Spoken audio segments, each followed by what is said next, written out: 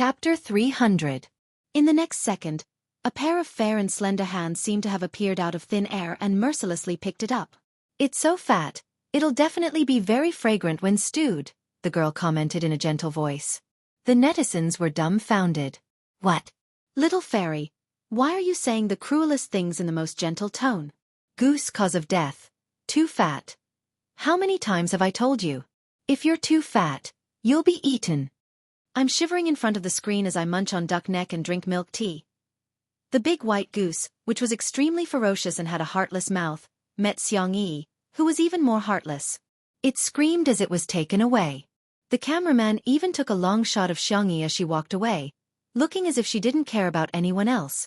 A few minutes later, the goose was taken away. The process was too gory, so by the time everyone saw the goose, it was already lying naked on the chopping board. The netizens were very mischievous. "Goose, you're all cheap. You're all craving for my body. This show is so delicious.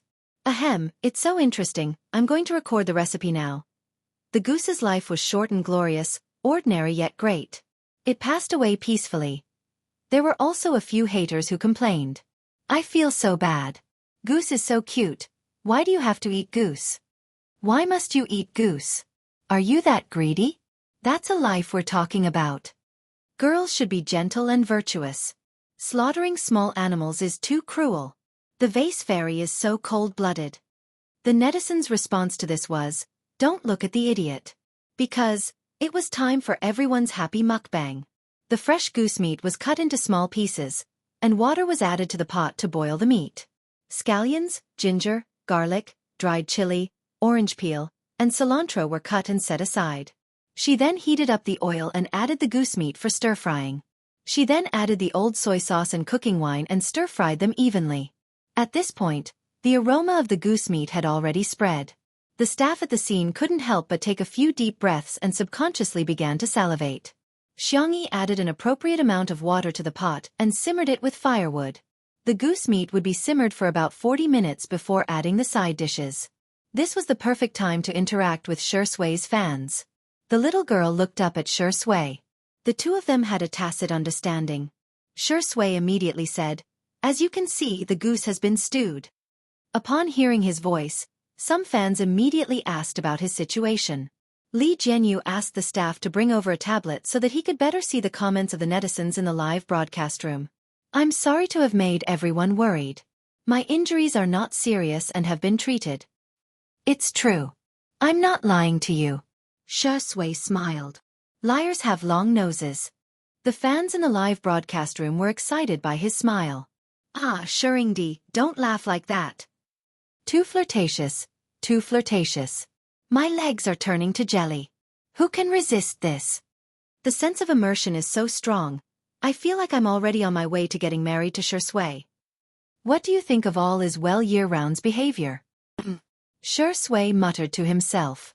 Xiangyi, who was behind him, naturally handed him a small stool, and he took the opportunity to sit down. He sat upright and had a noble temperament, as if he shouldn't be in this smoky kitchen. He restrained his smile and spoke with a sincere and serious attitude. "There's nothing wrong with liking someone, and this kind of feeling shouldn't be trampled on. Everyone has the right to like someone, and similarly, they also have the right to not like someone. Please don't turn your personal liking into a burden for others." Chapter 301. Following Shui's low voice, the live stream, "Boo-hoo, this man is so gentle." From the beginning to the end, he didn't define all is well year-round as an obsessive fan. He probably wants to save the other party some face. QAQ, he can still be so calm and composed when he's being harassed and hurt. Seriously, even if he's pretending, I love Shuringdi's worldview. Someone noticed that Xiangyi was busy sitting on a small stool next to her and commented out of curiosity, not expecting Shui to be the one to pick her up. "What's Sister E doing?" "She's picking peas." The camera turned to Xiangyi, who cooperated. "I'm going to make pea cakes." Li Jianyu. "Oh? You can make this yourself?" Xiangyi. "Yes, but it's a bit time-consuming." Normally, she wouldn't make this, but Xiangyi liked it. So it was worth it to spend some time. Shui drawled lazily, "Sister E, everyone has a lot of questions for you." However, he refused to say what the questions were. What did they ask? The tablet was in Shui's hands and the comments flew by.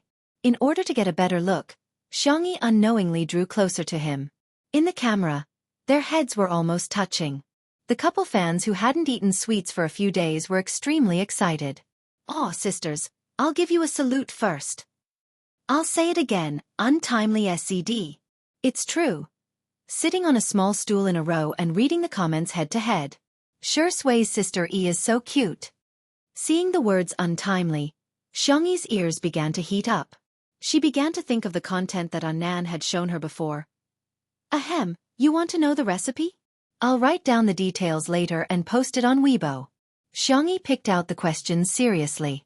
She wanted to ignore the words untimely, but the man next to her suddenly said something. Untimely? Isn't that an idiom? The tone of this sentence was innocent, and the expression was blank. It could be said that she was naive and sweet. Xiangyi? She hummed dryly and pretended to be very serious as she continued to pick the beans. Bullet screen. Ha ha ha, I bet Sister E knows the true meaning of untimely. Hee hee, it's obvious that the vase fairy is leading the hype. Poor Shuringdi, he's been kept in the dark so miserably. What a joke. This is the first time I've seen a CP fan dance in front of the main character. Do they have brains? I'm just asking if it's awkward. The next second, Shui took out his phone. Because his right forearm was injured, he had to use his left hand to type, so his typing was a little slow. However, oh, so it's a combination of our names. Shui clicked her tongue. There's a superscript. I'll go in and take a look. Xiangyi. The little girl's expression changed slightly, losing her usual calmness. You don't look. It was too late. Shui looked at it. Not only did he look at it, but he also commented in real time. This Q version of the character is quite cute. Cut the video of the sweet exploding your girlish heart. Self-made untimely emoji pack. Follow the comments to receive it. On Weibo, Shui's Weibo account, there was the following update. Shui V has followed the superscript untimely. Come and play with me. Shui V has checked in with the superscript untimely for a day in a row. Come and check in with me. Shui V has contributed all the points to the superscript untimely. Come and hit the leaderboard with me. The netizens were speechless. Chapter 302. The netizens were dumbfounded. In particular, the netizens who did not watch the live stream began leaving comments on Shui's Weibo account. Ah, could it be that his account was hacked? Shui, I'm rooting for myself and Sister E to be a couple. It's fine that he's following them, but why is he still voting? The netizens who were watching the show played the role of popularizing the situation. Shui and Xiangyi are doing a live stream together. When interacting with the fans, Shui saw that someone mentioned that it was inappropriate for them to be together. Hence, she searched for it and even paid attention to it. This man is so good at variety shows. I'm impressed. There were also some who whispered and questioned. Is it really for variety shows? I feel like he's more into it than I am. Of course, the Shui sisters were adamant that it was for variety shows. Before Shui's official announcement was made, they would never give Xiangyi a proper status. Humph. In the small kitchen, the aroma of the stewed goose meat was already wafting out of the iron pot. Xiangyi had also added some Chinese herbs such as ginger, grass, nutmeg, and so on. The faint aroma of the herbs blended perfectly with the aroma of the meat, making it seem like a living immortal. However, Xiangyi's mind was not on the dishes at all. She couldn't help but ask, I heard that it's a CP. CP means couple. So? Shui asked calmly as he looked her in the eye. Her rhetorical question made Xiangyi dumbfounded. Am I making a mountain out of a molehill? Shui seems to be just surfing the internet for fun. It shouldn't be a big deal to follow him. If Sangchen or Xiangli were present, they would definitely be able to tell that Shui was up to no good. That's a skill that can fool people. Xiangyi successfully brainwashed herself and completed her logic. I'm rooting for myself. It seems quite fun. In the live stream, Sister Yi's expression changed from confusion to determination. I'm dying of laughter. Xiangyi, don't be fooled by that old fox. You're not allowed to date. Mama. No. Newbie, What kind of lame show is this? First, it stews a goose, and now it's knocking itself on the head. I can't take it anymore. I'm going to join the update list. The entire live broadcast room was filled with ha ha ha laughter. Hashtag untimely hashtag and hashtag Shursway's #1 fan hashtag were also trending. The popularity of the hot topics had skyrocketed, and Shursway and Xiangyi had also gained a lot of fans. South City. At a dinner party. Qin Wanyan drank with him for half a day, thinking that she could get some resources from the variety show. Although it was only a flying guest for one episode, this was a national-level variety show. Everyone, from the elderly to the elementary and middle school students, loved to watch it. However, she only went to the bathroom to touch up her makeup. When she returned, she saw the director and the others laughing at their phones. Ha ha ha, Shursway is so funny. This female artist is also funny. Her name is Xiangyi. I've been following Two Under One Roof. She's quite versatile. She can play musical instruments, she can also practice medicine, and she's a great cook. Oh. In that case, she's quite suitable for our variety show. Seeing that the resources were about to go to Xiangyi, Qin Wanyan clenched her fists and said softly, Xiangyi, I know her. She used to be good friends with me, but she's been ignoring me ever since she became famous. The director frowned. Qin Wanyan took the opportunity to fan the flames. She's been entangled with many male artists. I have screenshots here. While showing the screenshots to the director and the others, Qin Wanyan said, to use a popular phrase, she's a sea queen. Chapter 303. In the past year, Xiangyi had sent her a lot of screenshots of their chats. Qin Wanyan had specially created a folder and saved all the pictures. Qin Wanyan was actually very disdainful of Xiangyi. She was clearly the daughter of a wealthy family, but she was a love-struck fool who couldn't help but flirt with good-looking boys whenever she saw one. However, she seemed to have reached an agreement with a mysterious person that forbade her from dating or having any intimate relations with boys. Hence, she only dared to touch the hands of other boys, such as Yan Nai and Xiao Yang. Yan Nai has also been harassed by her before.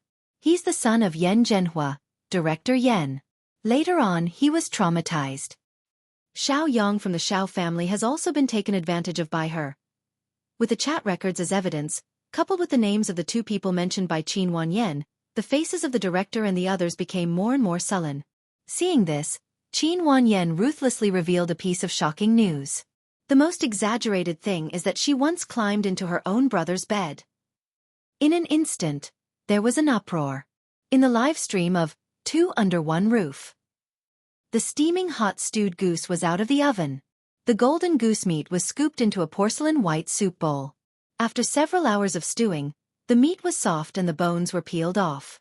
With a gentle pinch of chopsticks, the bones and meat were easily separated.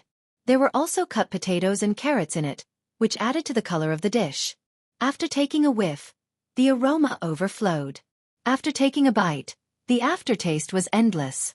Along with a few light vegetarian dishes, a sumptuous meal was ready. The netizens were about to cry. Goose, you died so tragically. My tears are flowing from the corners of my mouth. My takeout hasn't arrived yet. I'm crying so hard. I'm dying, I'm dying. The only bag of instant noodles left at home has expired for several months. Can I still eat it? I'm waiting online. It's urgent.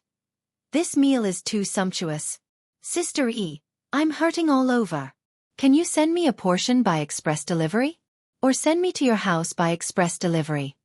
Xiangyi was about to wake up Yan Nai, but he woke up first. Because he was at home, the man was no longer wearing formal clothes. Instead, he had changed into black silk home clothes. His movements were calm and elegant, and as soon as he entered the camera, he captured the attention of countless people. What the F***CK? Is this the new guest? Hey man, you've successfully attracted my attention. I want all his information in 5 minutes. Those legs, that waist, I vaguely saw abdominal muscles just now, they're so tough. This rice is so handsome. Cough. This brother smells so good. Cough cough. This beauty is a feast for the eyes. The ancients didn't lie. Found it, found it. I used the image recognition function to find him. The founder of Linchen law firm, Sangchen. Wait, the last time Professor Xiangli came, Xiangyi seemed to call him second brother. Could this Sangchen be big brother? There was a lot of discussion in the live stream. Sangchen had already calmly sat down. He seemed to be unintentionally separating Xiangyi and Shi Sui from each other. The temperament of a domineering brother protecting his sister was firmly grasped. Si Chuanbai didn't care. He picked up a piece of goose meat and stuffed it into his mouth. The tender and fragrant goose meat had a pure taste. It was fragrant but not greasy, and had a faint herbal aroma. It tasted so good. Delicious. It's so delicious. Si Chuanbai rarely lost his composure. Shi Sui also nodded gently, indicating that it tasted good. Sangchen was the only one who said indifferently, "It's just fuzzo." Immediately, a netizen pointed out, "This is the first time the vase fairy has failed. This man is definitely not her biological brother." Chapter 304. This comment garnered the approval of many people. I'm so annoyed by vase fairy's brainless praises. So every man is your brother? Don't you think Xiang Yi is like a white lotus who had a bunch of brothers when she was in school? Wake up. Sangchen is a top financial lawyer in the country who only takes on IPO cases. The truly impressive lawyers don't even have to appear in court to earn tens of millions of yuan in commission. Is Xiangyi worthy of him? Why does she get all the good things? Most people felt that Sangchen was likely to be Xiangyi's brother, but they couldn't resist the logical analysis of the haters and their confident tone, causing many people to waver. Well, Xiangyi's brothers included an esports guru, an international fashion designer, a genius medical doctor, and a top financial lawyer. How could it be possible? At the dining table, Xiangyi tasted the goose meat and frowned slightly. It seems a little out of place with a few spices mixed together, but that's not right. I've mixed them like this before. Si Chuanbai was speechless. Are you serious, Miss Xiangyi? Are you that strict with your culinary skills? To him, this was already a delicacy that he would only get to eat a few times in his life. God knows how much he wanted his artiste to marry Miss Xiangyi. Even if he couldn't marry her, he might as well marry into her family. He was willing to be Miss Xiangyi's manager in the future. As long as he could have such a meal occasionally in the future. Sangchen said indifferently. Mushroom. Xiangyi immediately understood. Ah, I see. Shi Sui said thoughtfully. Is there a conflict between spices? Si Chuanbai was speechless.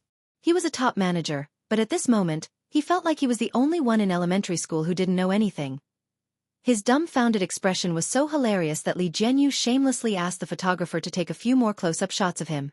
However, Li Jianyu was indeed curious. What's going on, Sister E?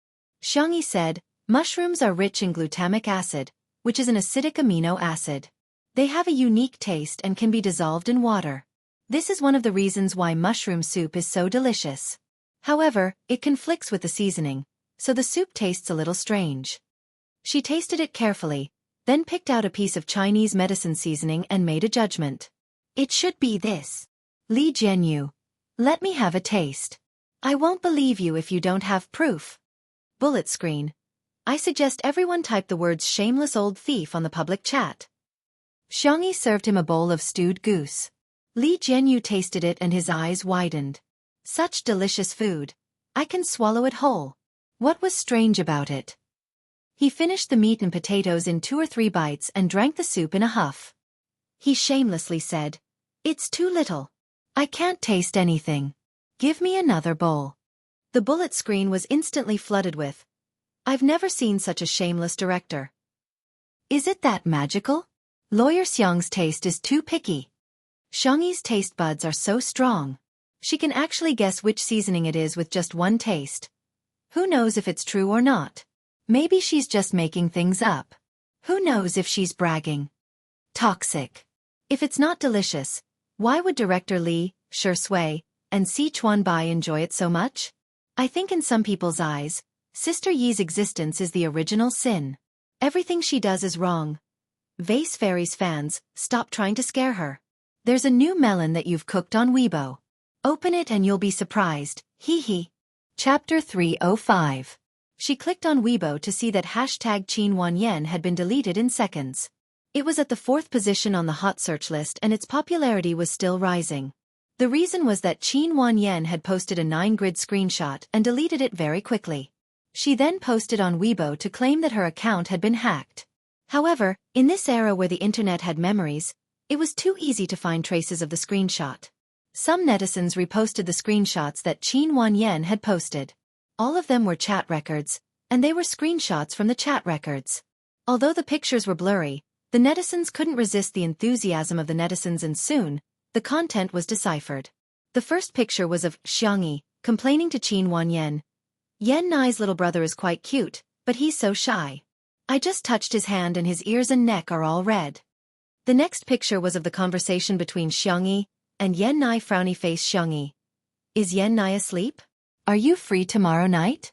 Let's have dinner together, okay? Yan Nai. Yan Nai. Sister Xiangyi, don't do this in the future.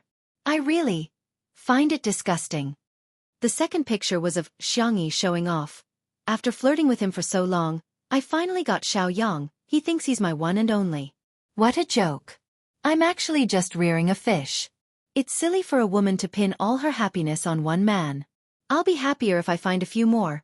The next picture was of the conversation between Xiangyi and Xiao Yang. Frowny face Xiangyi. Hubby shy. Xiao Yang. Wifey, send me a kiss. Xiangyi. I miss you so much. I'm working so hard on the variety show and you didn't even come to visit me. Xiao Yang. Baby, it's been hard on you. I'll go tomorrow. I'll also arrange for a food truck and a milk tea cart for you. You have to give Baby E the best support in the world. In addition, there were also chat records with other artistes, music producers, and rich heirs. If that was all, everyone would at most think that she was just a female version of Poseidon. Although she flirted a lot, she didn't have the guts to be lustful. She was all talk and no action. But the last picture caused everyone's worldview to explode. In the record, Qin Wanyan was the one who started the conversation. Are you on bad terms with your family?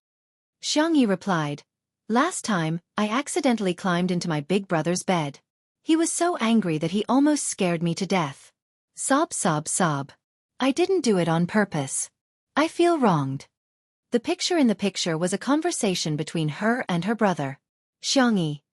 Big brother, don't ignore me. I know I was wrong. Xiangyi. Big brother, can you give me some pocket money? I've been so broke lately. Xiangyi. Gidge, pay attention to me. Sanction. Busy, Xiangyi. Can I fly abroad to play with you? I promise that what happened last time won't happen again. Sanction. Behave, or else you know the consequences. Weibo exploded. The server was on the verge of collapse. The netizens vented their anger on Xiangyi's Weibo. Initially, she had posted detailed recipes for 2 dishes. Although there weren't many comments below, they were heartwarming. However, there was now a bloodbath. Her persona has collapsed. She's taking advantage of Anai's younger brother? Be more serious. Do you think our god is a spare tire? You're rearing fish? Screw you. You're an orphan. I'm so disgusted. She climbed into Lawyer Xiang's bed and still has the cheek to act coquettishly with him?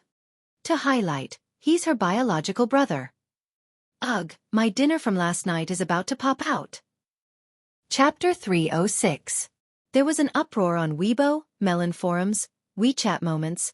Tomato Entertainment's public relations department acted as if they didn't exist. They were lying flat and accepting the ridicule, as if they had nothing to do with it. Instead, it became a signal that these revelations must be true. Otherwise, why didn't Xiangyi herself or Xiangyi's management company come out to deny it? At the very least, they should have issued a statement or sent a lawyer's letter to warn her. If they didn't deny it, it would be equivalent to admitting it. If they couldn't prove their innocence, they would have to suffer. In the apartment, Qin Wanyan looked at the silly netizens celebrating and smirked smugly. On WeChat, her manager sent her a message. Wanyan, the contract for that variety show has been sent over.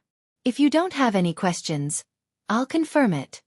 Qin Wanyan replied with an okay, threw her phone aside, and slowly poured herself a glass of wine. I really don't understand that stupid woman, Xiangyi. She clearly has so many good cards, but she didn't use them in the past year. Now, she's messed up her good cards and lost everything. She's even bringing up her brothers again. If I had known this would happen, I wouldn't have done it in the first place. If the appearance of her 3 brothers had helped her increase her popularity, Then now, Qin Wanyan was like a bomb. Now, Big Brother's appearance was like a bomb. She only pulled the fuse a little and it exploded with a bang. No matter what, Xiangyi couldn't afford to be accused of seducing her brothers. Imagining Xiangyi being nailed to the pillar of shame for the rest of her life, Qin Wanyan drank her red wine happily. In the manner. After Li Jianyu saw the news that the staff handed to him, he immediately ordered the live stream to end. The live stream came to an abrupt end, followed by a statement on the official Weibo account of Two Under One Roof, saying that there was a problem with the equipment and that the restoration time was to be determined. The netizens expressed that they didn't buy it. Please clean up Xiangyi's misdeeds. Smile, smile, smile.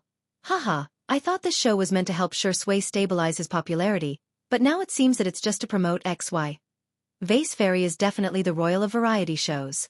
She's been supporting her openly and secretly. Even when something happened, she didn't give up. No matter how much the fans protest, she's still focused. This popular variety show will sooner or later be ruined by her. Fortunately, the live stream ended before the situation escalated further. Xiangyi was dumbfounded when she saw the screenshot. She would never have thought that the terrible thing that her uncle was talking about was that the person who had taken over her body had climbed into her big brother's bed. The girl's face was pale. She pushed away the bowl and chopsticks and staggered back to her room. He did not even dare to turn around to look at Sangchen. She was afraid to see the look of disgust in her elder brother's eyes. She was even more afraid that her brother would never forgive her in this lifetime. Sangchen frowned. He stood up and wanted to chase after her, but was stopped by Shui. Get out of my way. Sangchen's tone was cold. Shui said helplessly, Is there no one in your Xiang family who knows how to coax girls? Sangchen snorted. Do I need you to teach me that? Shui, Teske, let me guess, how are you going to coax her? Give her a candy? Sangchen had one hand in the pocket of his home clothes, and his fingertips were gently twirling a candy when he suddenly paused. Milk candy? Sure enough, it's a family heirloom. The corners of Shui's mouth twitched slightly. Let me do this kind of thing. He blinked his long eyelashes at Sangchen. Brother, I'm the best at comforting Sister E. Chapter 307. Xiang Chen's jawline was taut, and his aura was sharp and cold, with a natural sense of oppression. The innocent Si Chuanbai was a little flustered. He felt that Sangchen could beat up Shui at any time. However, in the end, his sister-complex nature prevailed. Xiang Chen closed her eyes and gritted her teeth. If I can't coax you, you'll be dead. Shui replied. Okay, Sangchen was speechless. Xiangyi hugged her knees and sat on the floor. She leaned against the side of the bed and her mind was in a mess. Perhaps second brother's guess was right. She wasn't the real, fast transmigrator. She was just a substitute. In the fast transmigration world, she didn't care if she was mocked, betrayed, framed, or abandoned. Because those were people who had nothing to do with her. Because she didn't care, she didn't care. But now, all her efforts seemed to have turned into a joke. Xiangyi thought that she had a good mentality and could handle life and death situations calmly. But now, her mentality had really collapsed. No matter how strong a person was, they had their weaknesses. Xiangyi couldn't accept this reality. Click! The door lock moved slightly. Xiangyi turned a deaf ear to it. She only raised her head slowly when she felt a warm and strong hand on her head. It was Shui. She forced herself to be alert and asked in a soft and hoarse voice, How did you get in?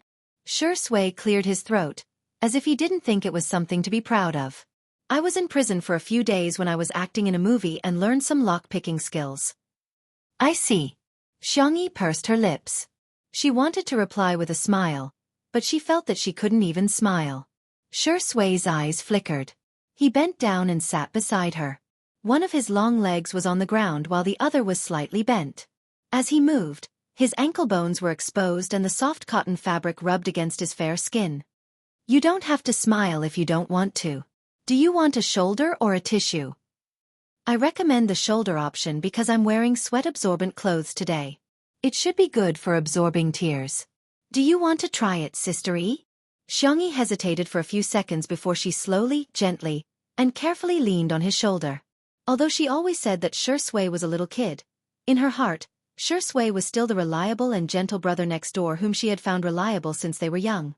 Shui remained silent and accompanied her silently. The room was extremely quiet. After an unknown period of time, Xiangyi said in a low voice, "I suddenly miss Mom and Dad." Shui pursed his thin lips. The parents of Xiangyi and the others had died in an accident, and the cruelest thing was that Xiangyi was the only survivor of that accident. She witnessed her parents' deaths with her own eyes. She also experienced some rumors that shouldn't have existed. Those boring and ugly so-called elders would repeatedly whisper in her ears, "Do you miss your parents? Your brothers will blame you for being a jinx. You've become an unwanted child. You've become an unwanted child." Once little Xiangyi started crying, they would say, "Ah, this child can't be teased.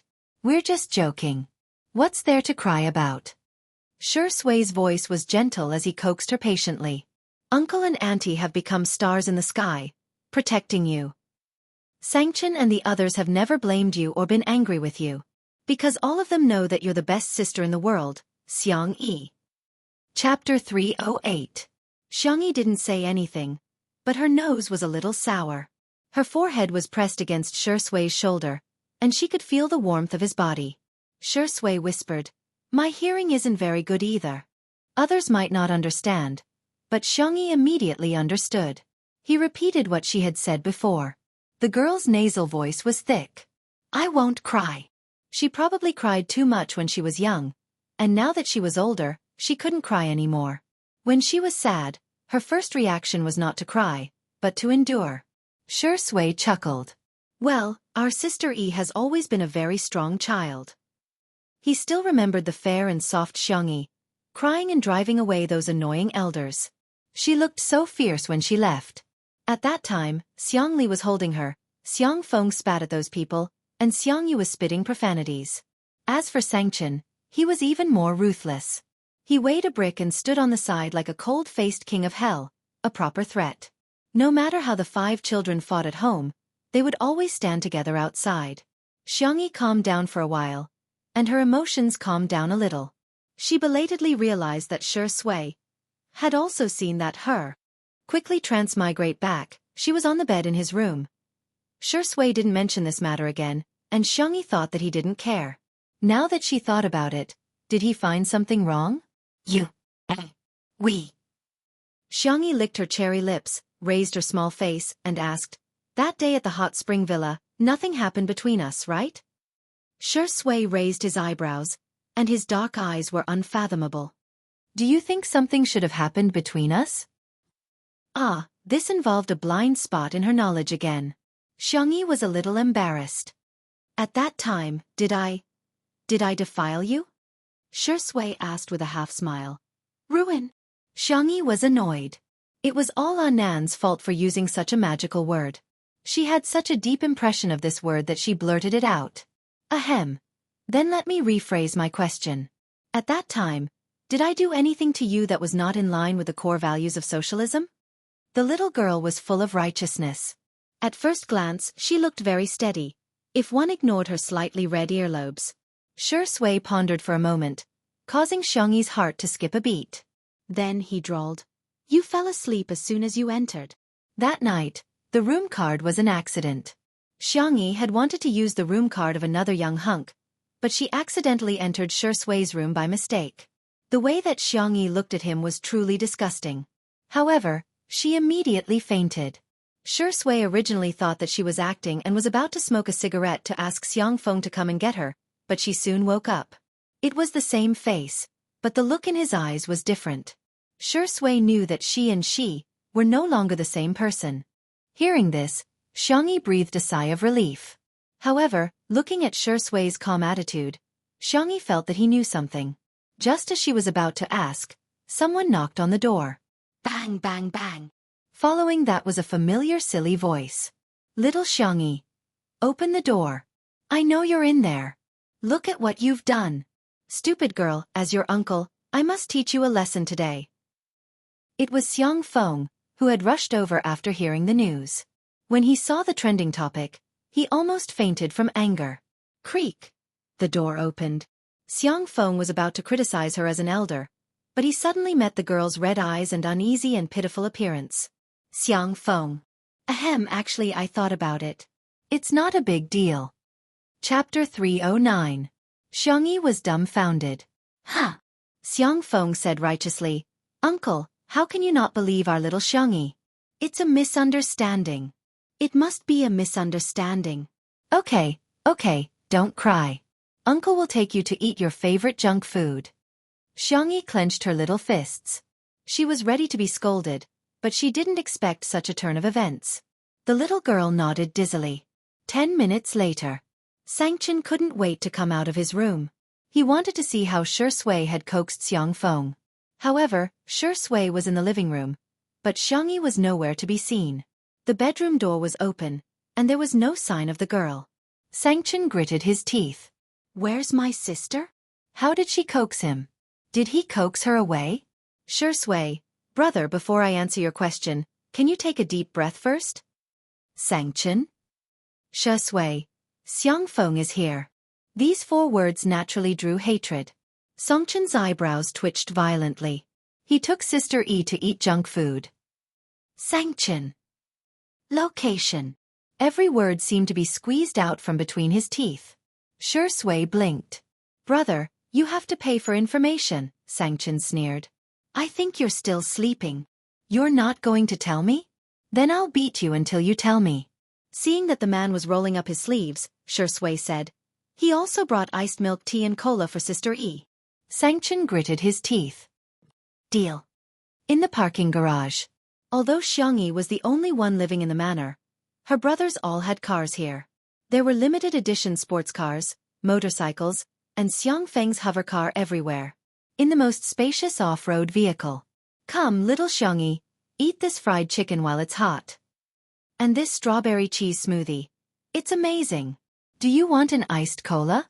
Do you want to try drinking from 2 straws at the same time? You'll get double the happiness. Xiaofan was frantically promoting. He had been busy with work recently. After all, he was also a domineering CEO. It had been a long time since he last visited his little niece. It wasn't easy for her to come here. Of course, she had to bring delicious food for her niece. His original plan was to punish Xiangyi first. Society didn't punish her, but he, her biological uncle, would do it himself. Coaxing after hitting. Now, he was just skipping the step of beating him up. There was nothing wrong with rounding it up. Xiangyi was like a little hamster, nestled in the back seat, eating happily. This cheap, thick, and especially rich smell of food additives and essence. It was so delicious. The girl who was calm and collected in front of outsiders let herself loose in front of her little uncle. She drank milk tea and cola, and her little legs fluttered in happiness. Uncle, you're so nice. At this moment, little uncle was the best person in the world. He didn't accept any rebuttals. Xiaofan looked at her with eyes full of affection. Look at you, you're as thin as a piece of paper. Let me tell you, you should gain at least 5 kilograms. Little girls need to be white and chubby to be cute. Xiangyi's cheeks puffed up. I've already gained several kilograms. Xiaofan picked through the food bag. This bag is the devil's spicy strips. The last time I ate spicy food, I cried. Should I open one for you? Mem. The little girl nodded like she was pounding garlic. The next second, the car window was knocked on. Xiangyi held her breath, thinking that there was an anti-peeping film on the car window. He couldn't see her. Xiaofan was also nervous and accidentally blurted out, There's no one in the car, there's really no one. Xiangyi, who was completely unprepared. Chapter 310. Xiaofan made up for it. It's just me. Really? Xiangyi. She looked at her little uncle, her eyes full of pain. Her big brother's cold, demonic voice came from outside the car window. I advise the 2 of you not to make any futile resistance. Open the door. Xiaofan was quick-witted. Actually, I'm in the car next door. Xiangyi. She couldn't bear to look. She really couldn't bear to look. The fried chicken in her hand didn't even taste good anymore. I'll count to 3. If you don't open the door, don't blame me for being rude. Sangchen's voice was as cold as ice. 3. Before he could count, the uncle and nephew immediately opened the door. They didn't even dare to think about resisting, let alone think about it. The rich, oily aroma of food filled the car. Sangchen only felt his temples twitch a few times. He crossed his arms and looked down at the scene from above. Xiangyi had fried chicken in her left hand and spicy strips in her right. It was obvious she was enjoying her meal. Xiaofan had milk tea in his left hand and cola in his right. It was obvious he was feeding Xiangyi. Heh! Sangchen suddenly sneered. Uncle and nephew, tremble, Xiaofan was still responsible. He trembled as he said, "It's not about little Xiangyi. I forced her to eat it." Sangchen, inverting right and wrong. That's a double crime. Xiaofeng's eyes widened. We're both adults. What's wrong with eating some snacks? Sangchen, stubborn. That's a double crime. Xiaofeng was instantly terrified. I was wrong. I really know. I apologize to you on behalf of little Xiangyi and myself. Sangchen, hypocrisy. That's a triple crime. Xiaofeng? So everything I say is wrong. You come down. This sentence was directed at Xiaofeng. Xiangyi shrank behind him and looked at him with pleading eyes. Little uncle, don't go. Xiaofeng's eyes were filled with tears. Little Xiangyi, uncle loves you the most. Don't worry, uncle will never abandon you. We, uncle and nephew, will share riches and tribulations together. Let's share fried chicken and cola. Xiangyi was extremely touched. Her cherry lips opened and closed as if she wanted to say something. In just an instant, Xiaofeng decisively got out of the car from the other side and ran away like a wisp of smoke. The speed at which those legs moved was even faster than that of a rabbit's. If he doubled his speed, he would probably leave behind afterimages. She wondered what he had been through all these years. Xiangyi. So the love between family members will disappear, right? He turned his neck stiffly and met his eldest brother's gaze. The man's tall figure was hidden in the dim light of the garage. His legs were long and straight, and his whole body exuded a sense of oppression that had existed since he was young. He lowered his eyes, exuding a sharp and intimidating aura. Little rabbit, continue shaking, Sangchen said slowly. Eat. Why aren't you eating? Fried chicken won't taste good when it's cold. Xiangyi's eyes were filled with horror. Her hand trembled and she almost dropped the fried chicken. Brother. Now you know how to call me brother? What were you doing earlier? The corners of Sangchen's mouth curled downward, full of cold disdain. His irritable mood couldn't be suppressed and rose from his heart, especially when he saw the cold and spicy food. It was like a ball of fire was burning unscrupulously. His tone became harsh and cold. Xiangyi, you've really grown up. You ran away from home without a word and didn't even say goodbye when you came home? You'd rather be comforted by that dog of a man, Sure Sui, than come find me? Do you still see me as your big brother? Chapter 3:11. Xiangyi was dumbfounded. She remained motionless as she held the fried chicken and spicy sticks in her hand. A few seconds later, she gradually came to her senses. Big brother meant. She had a guess, but she wasn't sure. Sangchen kept a straight face and was about to continue lecturing her when the girl suddenly burped cutely. Xiangyi, Sangchen. Indeed, carbonated drinks like cola shouldn't be drunk too much. With the hiccup interrupting, Sangchen turned his face and covered his thin lips with his hand. Xiangyi didn't know if it was her imagination, but she felt that her big brother was secretly laughing. Ahem. Sangchen cleared his throat and said fiercely, Do you know what you did wrong? Xiangyi nodded. Do you still dare to run away from home next time? Xiangyi shook her head. Sangchen was satisfied. Okay, let's eat fried chicken. Xiangyi looked at him in disbelief, thinking that she had heard wrong. Can I eat it? The girl asked timidly. Sangchen was a little confused. Was he some kind of demon king? Why was she so scared of him every time she saw him? It was understandable that his little uncle and the others were scared of him. It was normal for men to fight when they didn't like each other. However, had he ever laid a finger on his little sister since she was young? Every time, she would cry before he could scold her. He was so scared that he didn't even dare to speak loudly to her. Xiangyi took a bite of the fried chicken tentatively. Seeing that her big brother's expression was normal, she quickly took a few more bites. Sob, I can't believe I dared to eat junk food in front of big brother in my lifetime.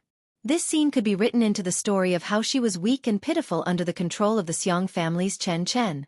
However, when she was about to eat the spicy sticks, her big brother mercilessly took them away. You can't eat spicy or cold food. Seeing his little sister's face pucker up, Songchen's heart softened. Then, he returned to his cold and heartless self. But, won't these go to waste? Xiangyi said softly. Sangchen was silent for 2 seconds. Excuse me. Huh. Make some space for me, the man said indifferently. He sat down beside her and expressionlessly took a bite of the spicy strip. TSK. It was indeed trash. Xiangyi looked at him eagerly. Is it delicious? Sangchen said with disdain. It tastes awful. Xiangyi. If it's disgusting, why don't you give it to me? Why do you want to torture yourself and me? That milk tea. Let's drink it at room temperature. Xiangyi. What soul would there be left in iced milk tea and iced cola if they were placed at room temperature? What are you looking at? Don't look. Sangchen felt that his tone was too rigid and serious. He lowered his voice and said, You're still acting. Don't you know that your period is coming soon? Xiangyi, *degree***. Big brother actually remembered this. Sangchen silently ate a few mouthfuls of the spicy strip. The more he ate, the deeper his frown became. What the hell? Was this something that humans ate? His taste buds were very sensitive. He could only taste the additives and low-quality oil. Big brother. The girl's delicate and weak voice sounded in his ears. It was small and timid. Xiangyi licked the corner of her lips. Did she really do something to you? If they didn't talk about it, it would become a knot between her and her brother for the rest of their lives. The siblings had a tacit understanding. Sangchen immediately understood who she was referring to. Thinking of that ridiculous scene, his jaw tightened. His long and narrow eyes outlined an earth-shattering coldness. Do you think I'm stupid? Do you think I can't tell who is my sister? Who is the imposter? Chapter 3:12. That night, Sangchen saw Xiangyi at the hospital. When he found out that his sister had been in a car accident, he pushed aside all his work and rushed to the hospital immediately. After watching over his sister for a few hours, he was a little sleepy and slept on the guest bed next to her. Later, the imposter woke up and looked at him on the edge of the bed. Sangchen opened his eyes and found that she was looking at him strangely. Sangchen didn't think much of it at first and asked in a low voice, Are you hungry? Do you want some porridge? The girl blinked and said in a sweet voice, Brother, you're so nice. Sangchen immediately sensed that something was wrong. Brother, I want you to sleep with me for a while. The girl climbed onto the bed nimbly and snuggled into the man's arms. She raised her hand and slid it to his sleeve, rubbing it ambiguously. That person was using the face of his closest sister, but she was saying the most disgusting words. Sangchen grabbed her neck. His body was covered in frost, and the coldness could crush everything. He was domineering and domineering. Where did you take my sister? The imposter's eyes widened in horror. He tightened his grip, and the imposter's face turned red. She felt suffocated. At the last moment, rationality returned. Sangchen retracted his hand, his chest heaving violently. I'll ask again. Where is my sister? The imposter realized that he wouldn't really do anything to her, so she pretended to be deaf and mute and refused to answer. Later, Sangchen took her to see the best psychiatrist abroad. He, who was a firm believer in materialism, even turned to theology for help. There was no progress until a Taoist priest, who had gone into seclusion for a long time, accepted a favor from Grandpa Xiang and personally came to a conclusion. External evil had entered her body. The common saying was that she had been possessed by something unclean.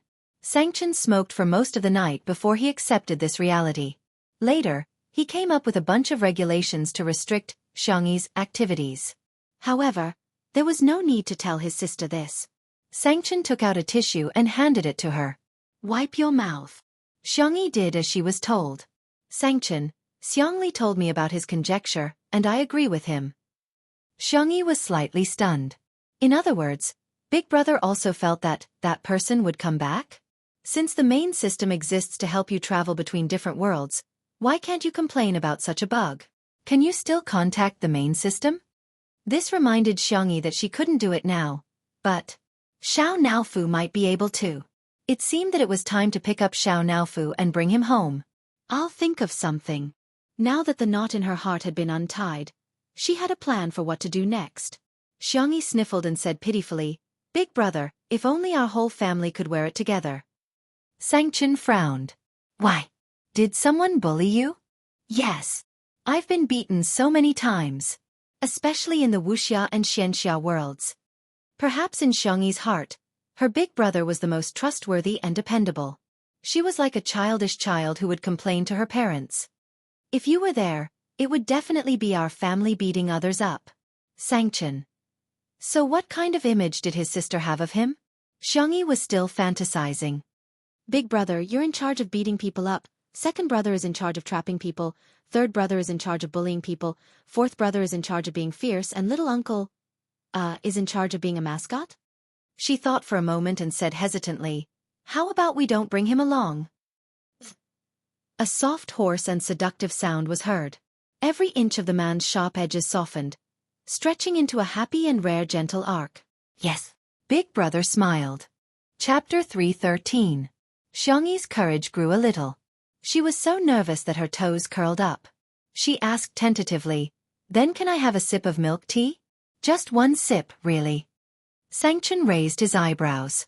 He pulled out a wet towel and patiently wiped his slender fingers clean.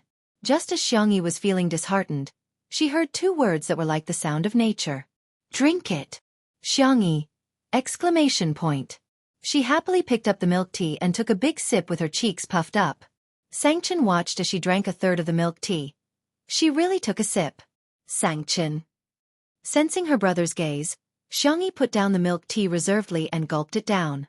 She burped because she was too full. However, a bright smile bloomed on her face. From today onwards, she was the fiercest child in the Xiang family. Not only did she eat fried chicken in front of her brother, but she also drank milk tea in front of him. Sangchen looked at her sweet smile and swallowed the scolding that was about to come out of his mouth. Forget it, forget it. If she was naughty, then so be it. After all, his little sister needed to be pampered. Of course, he still needed to teach his little uncle a lesson. Sangchen thought of business and said calmly, "Don't worry about the rumors on Weibo. I'll take care of them." Xiangyi looked at him blankly. "You didn't look at Weibo?" "No." She didn't look at it after posting the recipe. Sangchen patted her head. "It's good that you didn't look at it. It should be back to normal tomorrow." He would never allow his little sister to take the blame for an imposter. Xiangyi protested in a low voice. "Brother, that's not how you pat someone's head." Sangchen narrowed his eyes. "If you pat my head so hard, I'll go bald." Sangchen stared at her for a few seconds and sneered. "So other than me, who else touched your head?" "Sure Sui?" Xiangyi's smile gradually disappeared. When she came back to her senses, she imitated her uncle's actions and jumped out of the car from the other side. She ran forward barefooted, almost tripping over Xiang Feng's shoes as she ran. Sangchen. He wanted to maintain his expressionless face, but he couldn't hold it in, and his thin lips curled up slightly. TSK. Silly rabbit. Just as the public opinion was gradually fermenting and the entire internet was denouncing Xiangyi, a Weibo post from a well-known relationship blogger completely brought the matter of Xiangyi climbing into her brother's bed to a climax. Qing He Shang Sheng Vi. As a girl, the first thing you have to learn is self-respect, self-cleanliness, and self-love. If you can't even do these things, how could other people respect and cherish you? Forgive me for being blunt, but the female celebrity who caused such an uproar today ignored ethics and crossed the bottom line of human nature. Such behavior is really shameful. Celebrities in the entertainment industry are public figures. Any bad behavior will be magnified and have a great impact on society. Think about it, if someone imitates the female celebrity's behavior, has a messy private life, and even acts inappropriately to her brother, uncle and father, how much social unrest will that cause? Entertainment is paramount, but entertainment should also have a bottom line. I strongly recommend that artists with such bad behavior be banned. Keep the entertainment industry clean. This blogger often made sharp comments on social issues and had many fans. Once this Weibo post was posted, it was regarded as the Bible and truth by netizens, becoming the best weapon to attack Xiangyi. However, at 8 o'clock in the evening, Linchen Law Office's official Weibo post was cold and concise. Linchen Law Office. Regarding Miss Xiangyi's statement is as follows. Chapter 3:14. Apart from that, there were no other unnecessary words. There was only a lawyer's letter with an official seal. In the lawyer's letter, there was only one person and one incident. Qin Wanyan was spreading rumors.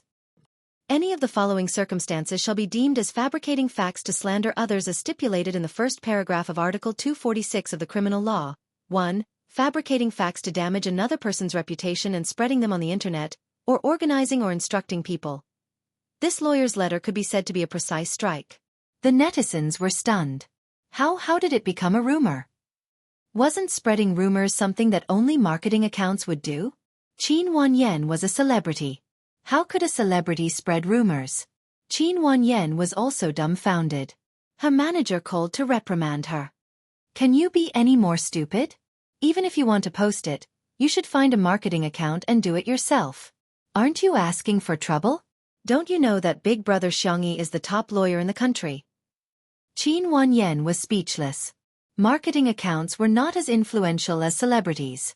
She could only achieve the best results if she posted and deleted it instantly. Also, Xiangyi said that her brother hated her to the core. He wouldn't even talk to her, let alone stand up for her. But now, why did sanction appear? He even gave her a lawyer's letter as a warning. Qin Wanyan cursed in her heart. Didn't she just post something on Weibo? Did it have to escalate to the level of the law? I'll handle it properly. Don't worry. With that, Qin Wanyan hung up the phone. After pondering for a while, she wrote a Weibo post and posted it. Qin Wanyan v. I'm very sorry for what happened. I didn't expect my phone information to be leaked. I also didn't expect that someone would hack my account and post my chat with Xiangyi. She and I used to be good friends. Even though we're drifting apart, I still send her my blessings. After the incident, I tried to contact her to apologize, but she didn't respond to me. As for spreading rumors, it wasn't my intention, and it wasn't my doing. The law is fair, but some people choose to use the law to defend justice, while others choose to use the law to protect their own interests. Forget it, there's nothing to say. I can apologize for my mistake. But, Xiangyi, can you reply to me on WeChat? The attached picture was a chat between her and Xiangyi. She had been asking about Xiangyi's well-being the whole time, and after the instant deletion incident, she had indeed apologized in a sincere tone. However, Xiangyi didn't reply from beginning to end. Just as Qin Wanyan expected, the influence of an artist was much greater than any marketing account. The onlookers rushed over and were instantly brainwashed by her White Lotus tricks. Look, Qin Wanyan is so pitiful. Immortal Qin is so pitiful. Not only did her account get hacked, but the vase fairy still hasn't replied to her message. How shameless. Did anyone notice that Yan Yan's nickname for Xiangyi is AAA with a star? She really treats Xiangyi as a friend. Everything else aside, isn't it too disgusting not to reply? It's fine if she doesn't come back for a day or two, but she hasn't come back for many days. What's the meaning of this? Does she really think that she's an A-list celebrity after gaining some popularity from participating in a lousy variety show? Qin Wanyan's fans cursed and scolded her one after another. Unexpectedly, a few minutes later, someone posted a picture. Qin Wanyan's IP address on Weibo had never changed. In other words, her account wasn't hacked at all. In an instant, there was an uproar on the internet. Chapter 3:15. What kind of face-slapping was this? One moment she posted on Weibo, the next she exposed her IP address. It was as if she was waiting for her prey. Qin Wanyan, who saw that Weibo post, was completely dumbfounded. Am I being targeted? Why are they so vicious? How dare they embarrass me in front of so many netizens? Her manager was the one who was fuming mad. Ever since she started working with Qin Wanyan, her manager had realized that she was a troublemaker. Fortunately, her methods were very effective, and she was able to get the best resources every time. For example, she wasn't very popular at first, but she and Xiangyi had been hyped up a few times. She even created an alternate account to infiltrate Xiangyi's fan club, and turned a large number of fans to become her fans. She also made use of Xiangyi's stupidity to set off her fairy-like image and obtained a lot of resources that didn't belong to her in the first place. Her manager felt that it wasn't a bad thing for an artist to be ambitious and know how to plan for herself, so she let her be. She didn't expect that although she would be late, it would definitely happen. From now on, I'm confiscating your Weibo account. After yelling at Qin Wanyan, she hurriedly thought of a way to deal with public relations. Not long after, the manager used her own Weibo account to post a public relations statement that she had rushed out at the last minute. Fatty who loves to eat hot pot v. Public opinion can melt gold. Rumors are the greatest harm to artists. Those who know Qin Wanyan will naturally understand what kind of person she is. I hope everyone won't believe the rumors, spread them, or create them. Our team will use the law as a weapon to protect our precious artist and uphold justice. Thank you, everyone. Those with a discerning eye could tell that the post was sent to the fans. Sure enough, the fans said, "Of course we believe in our goddess Qin." However, the passers-by couldn't help but mock her. I'm laughing. Others use the law for their own personal gain, but you use the law to uphold justice? Ha ha ha ha, this is a huge double standard. You're making it sound so dignified. Why don't you send a lawyer's letter? Learn from Vase Fairy's efficiency. Do you really think lawyers are that efficient in real life? Don't compare yourself to Linchin Law Firm. That's the ceiling of the industry. Lawyer Songchen's cases can be found online. He's really a big shot. I suggest that all law students, of course, you can memorize the entire text. The wind immediately changed direction. Some people began to doubt the authenticity of Qin Wanyan's screenshots, but even more people had preconceived notions. Hee, it's just a dogfight. Qin Wanyan is a white lotus, and the Vase Fairy isn't anything good either. Come on, flirting with men and climbing into their beds were all exposed by the Xiong actress herself. It's not like someone put a knife to her neck and said it. Stop washing. There was no way to wash it clean. Don't think that you can distort the truth just because you're powerful. The internet has memories. Is it that awesome to have a lawyer as a brother? Just wait and see, the Vase Fairy's family will never respond again. After all, this is considered a scandal of a wealthy family. Who in high society would be so shameless? The next second, someone exclaimed, "Holy **T. Xiangyi's big brother seemed to have personally responded. Search for Big Brother Tutu and you'll see." That night, countless netizens discovered Songchen's Weibo account. Tutu's Big Brother v. All the incidents are complications of amnesia. Our little bunny lost her memory after a car accident 376 days ago. Attached are the hospital records and the diagnosis of the psychiatrist and psychiatrist, as well as a comparison video of her before and after she lost her memory. Chapter 316. Netizens. Huh? Amnesia? Nowadays, everyone received a large number of pieces of information every day. Weibo's trending topics changed many times a day. Sometimes, netizens would even forget what they had seen.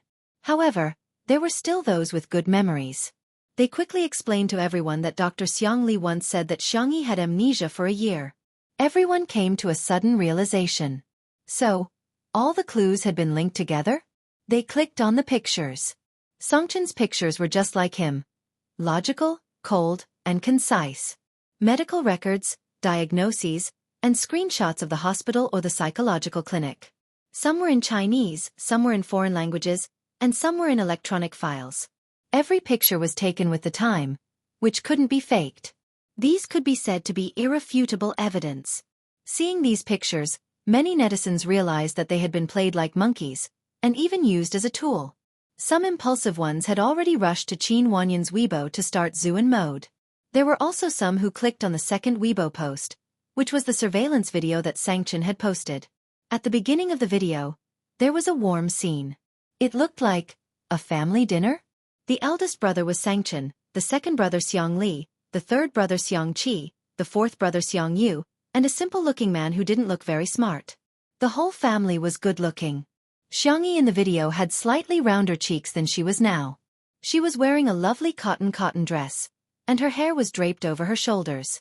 She smiled very gently. "Little Xiangyi, happy birthday. This is a gift from your uncle." The simple-looking man was the first to take out a gift box. "This is a lifetime VIP card for your favorite ice cream brand." In the next second, all four brothers looked at him with murderous gazes. Sangchen snorted coldly. Seeing that it was his sister's birthday, he didn't argue with him. The second to present a gift was Xiang Yu. Sister, this is a game console I'm giving you. It's a limited edition. We can play games together in the future. Then came Xiang Qi, who said in a disdainful tone, "Your dress is too old-fashioned. Here, wear the new dress I made for you. I've embroidered many little flowers for you." Then, it was Xiang Li's turn. The man pushed his glasses and said gently, "Recently, I wrote a new artificial intelligence program. It's quite useful for checking recipes and matching nutritional information. I installed it in this stereo." The last one was Sanction. The man's face was cold and his eyes were sharp. He threw a folded piece of white paper over in a domineering manner. "Write whatever you want." The others. "How could this be?" "Xiang Chenchen, you're cheating." However, when faced with Songchen's frosty gaze, no one dared to say anything. All right, it's time to blow out the candles. Little Xiangyi, quickly make a wish." Xiangyi blinked and clasped her hands together. "I hope that our family can still be together next year." The video went black as it switched to the second half of the video. It was the conversation between Xiangyi and her brothers after she lost her memories. "You're my brother? You're my brother too? Then shouldn't you guys give me some pocket money? I just saw a bracelet studded with diamonds. It's so shiny and beautiful." It was clearly the same face, but from her demeanor to her tone, even her body movements were different. The comment section immediately turned into a huddle. F***CK, I'm shivering. It feels like a supernatural event. Don't talk about acting. If the Vase Fairy had such acting skills, she would have won the Best Actress award long ago. Oh my god, I thought of a possibility. Maybe it's not amnesia. She's just been possessed by a weasel. Chapter 317. In just a few minutes, the weasel comment was liked and pushed to the top of the list. "Delete it, let me send a dog head. How can you say that? Have you forgotten that you don't need to become a spirit after the founding of the country? F***CK, I'm going to laugh myself to death in the comments section sooner or later. You guys can call her a fox spirit or a lotus spirit, but what the hell is a weasel spirit?" It had to be said that Sanction was too fast, accurate, and ruthless. First, a lawyer's letter was sent to solve the source of the rumors, then evidence was sent to clarify the truth of the rumors. With the video as evidence, 99% of the netizens believed that Xiangyi had lost her memory. No one would believe him if he said that he had transmigrated quickly, but the complications of amnesia made sense in medical science. In a sense, it was not a problem to interpret the imposter as a disease. The public opinion had reversed. Memory loss is really uncontrollable.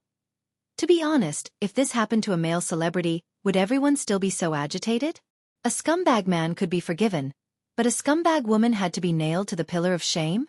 Don't argue. If you argue, you are right. I went to check. The complications of amnesia are quite scary. Some people have a drastic change in temperament, some have multiple personalities, and some have suddenly become top students. I can only say that the world is full of strange things. Most people felt that even if Xiangyi did something after losing her memory, she would only hurt her own family. His family didn't say anything, so why should a group of outsiders worry about it? Let's scold Qin Wanyan first. In no time at all, Qin Wanyan's Weibo received more than 100,000 comments. This was the highest number of comments she'd ever received. Annual White Lotus Award winner, Qin Wanyan. Is it fun to treat us like idiots? Shameless. What kind of good sister are you? Do you feel good stabbing people? Qin Wanyan's manager knew how to operate the fandom very well. From time to time, she would abuse her fans. She also implemented strict management of her fans. Not only was her fighting power amazing, but she was also extremely loyal. The fans were not convinced. They grabbed onto Xiangyi's remaining flaws and scolded. Then no matter what our immortal Qin did wrong, Xiangyi should have replied to the message. Then, everyone realized that Shi Sui had updated her status. Shi Sui v. Sister Yi's account was registered a year after she lost her memory. She hasn't used it since she recovered. Qin Wanyan's fans were speechless. It wasn't that he didn't want to reply, but that he didn't even use this account. If they were really good friends, how could Qin Wanyan not know about this? If she knew about it and still sent messages to the air every day, wouldn't she be a self-directed actor? The enraged netizens posted tens of thousands of comments, and even killed Qin Wanyan's account. Her fans were as quiet as chickens, And not many people responded to the big fans' calls for a fight. While the netizens were venting their frustrations on Qin Wanyan's Weibo, there were two groups of people who were very unique. This wave was made up of Xiangyi's new sister-in-law fans.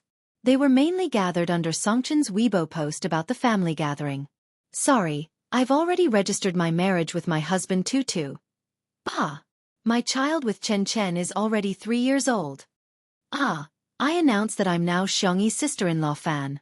I'm a big sister-in-law, second sister-in-law, third sister-in-law, and fourth sister-in-law. The other wave was naturally made up of Microscope Girl, Ace Picker, and Untimely Couple fans. Chapter 318. These fans naturally gathered under Shi Sui's Weibo account. Ah, I'm screaming like a groundhog every day. Shi Sui is so spoiled. He stared at his wife like a maniac during the live stream, and now he's protecting his wife like a maniac after the live stream. I'm going to faint from all the kowtowing. First, he took the lead to say that they're a couple. Then, he defended Sister E on Weibo. Shi Sui's Sister E, lock him up. In my imagination, they're already married with 2 children. Thank you. The most exciting thing for the couple's fans was a wave of unexpected sweets. Shi Sui and Xiangyi were featured on the cover of My Style, which was a set of 9 grid photos that attracted countless fans. Shi Sui was dressed in a black retro suit and had a rare seductive look on his face. However, he managed to hold his charm well. The solo photos included the scene of him biting a petal, the elegant and noble moment when he cut the steak, and the extremely invasive close-up of his gaze under the candlelight. The Shi Sui sisters were at the forefront. Shi Sui is so handsome that he's like a shark. This man is so good at taking photos. He's the most demonic vampire in history. I'm at the scene. I'm that petal. Shi Sui's kiss is so domineering. I'm so shy. Xiangyi was dressed in a gorgeous cream yellow dress. Her makeup was clear, and her eyes were clean. She looked exactly like the princess on the run that was trending on the internet recently. The solo photos included a close-up of her smile, a moment of her holding the hem of her dress while strolling in the forest, and a fairy tale-like scene of a deer kissing her fingertips. Xiangyi's fans immediately came forward to report. Wow, Sister E is such a peerless fairy. Ah, E, Mommy loves you. You look so obedient when you're feeding the deer. E, Mommy forbids you from showing your collarbone. Cover it up. Your old mother is so worried. However, the most popular photo was the cover of the couple. The first photo was of the noble-like vampire and the innocent the little princess looking at each other for the first time in the forest. In the second photo, the scene was changed to the castle. Shi Sui was holding the back of Xiangyi's head and was about to kiss her. The third picture was a reflection in the mirror. His slender and well-defined large hand was intertwined with her slender and milky white hand, and their fingers were tightly intertwined. The comment section exploded. Not only were the fans stunned, even the passers-by were stunned. I don't care. Wedding photos. This is the wedding photo. Mom, I'm serious. Untimely super. Level. Sweet. Why are you holding hands? Do you think I'm lacking in traffic? Kiss. Give me a kiss. Shurringdi, can you do it? If you can't, let me do it. Seeing that this Weibo post was extremely popular, it didn't take long for the official Weibo account to release a video. It was edited with behind-the-scenes footage from the shooting. With the addition of filters, the colors were retro and classy. Sophia's aesthetic was enough to make people slap the table in praise. As for the music, he chose a piano and violin ensemble. The video had a complete plot, from the vampire and the little princess's first encounter to their passionate love, to their sinking into darkness. At first, the music was a soothing and melodious melody, but then it turned into a passionate tango. Slowly, it turned lingering and affectionate, and then it turned gloomy. With the addition of filters and music, the plot was so torturous that it made people's hearts clench. However, at the end of the video, the man held the back of the girl's head in his arms and pulled her into his arms. The camera deliberately gave him a close-up. His Adam's apple rolled sexily as he licked the corners of his pale lips. The video came to an abrupt end. Untimely Super CP fans. It's New Year, it's New Year. Someone, set off 100,000 firecrackers for me. Sisters, let's flood the screen with me. He did it, Shi Sui finally did it. Chapter 319. It had to be said that the chemistry between Shui and Xiangyi was too strong. Even if they weren't fans of the couple, they would definitely buy this issue's cover. There were even fashion bloggers who praised this set of 9 palaces to the sky. Hades's designs never disappoint. The precise tailoring and flowing folds give this escaped princess dress a new definition. The details are full of charm. I believe that not only the deer in the woods, but every woman will be deeply mesmerized by it. Shui's 3-piece black suit was designed by the designer George in the 90s. It's a true out-of-print vintage ready-to-wear suit. After the makeover, it looks more gentlemanly and elegant. It's a seamless fusion of classic and modern fashion. Shui is indeed a famous clothes hanger. He has his own unique charm. My style is as brilliant as ever. Ms. Sophia has shown us her excellent American businesswoman skills. She has changed the overly sweet style of the traditional 2-person magazine cover into a dark retro style that returns to the magnificence and extravagance of the medieval aristocratic style. The interpretation of the 2 models doesn't make the film appear superficial. Instead, it brings about a sweet and sadistic story. Seeing that the popularity and reputation of the magazine had skyrocketed, the headquarters of the magazine immediately decided to print more copies of this issue. As for the part where the little princess flirted with the vampire, it was used as the final trump card. In the manner. After some discussion, the live stream was restarted.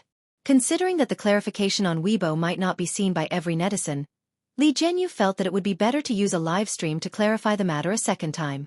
In addition, in order to ease public opinion, he first released a topic that was enough to arouse everyone's emotions.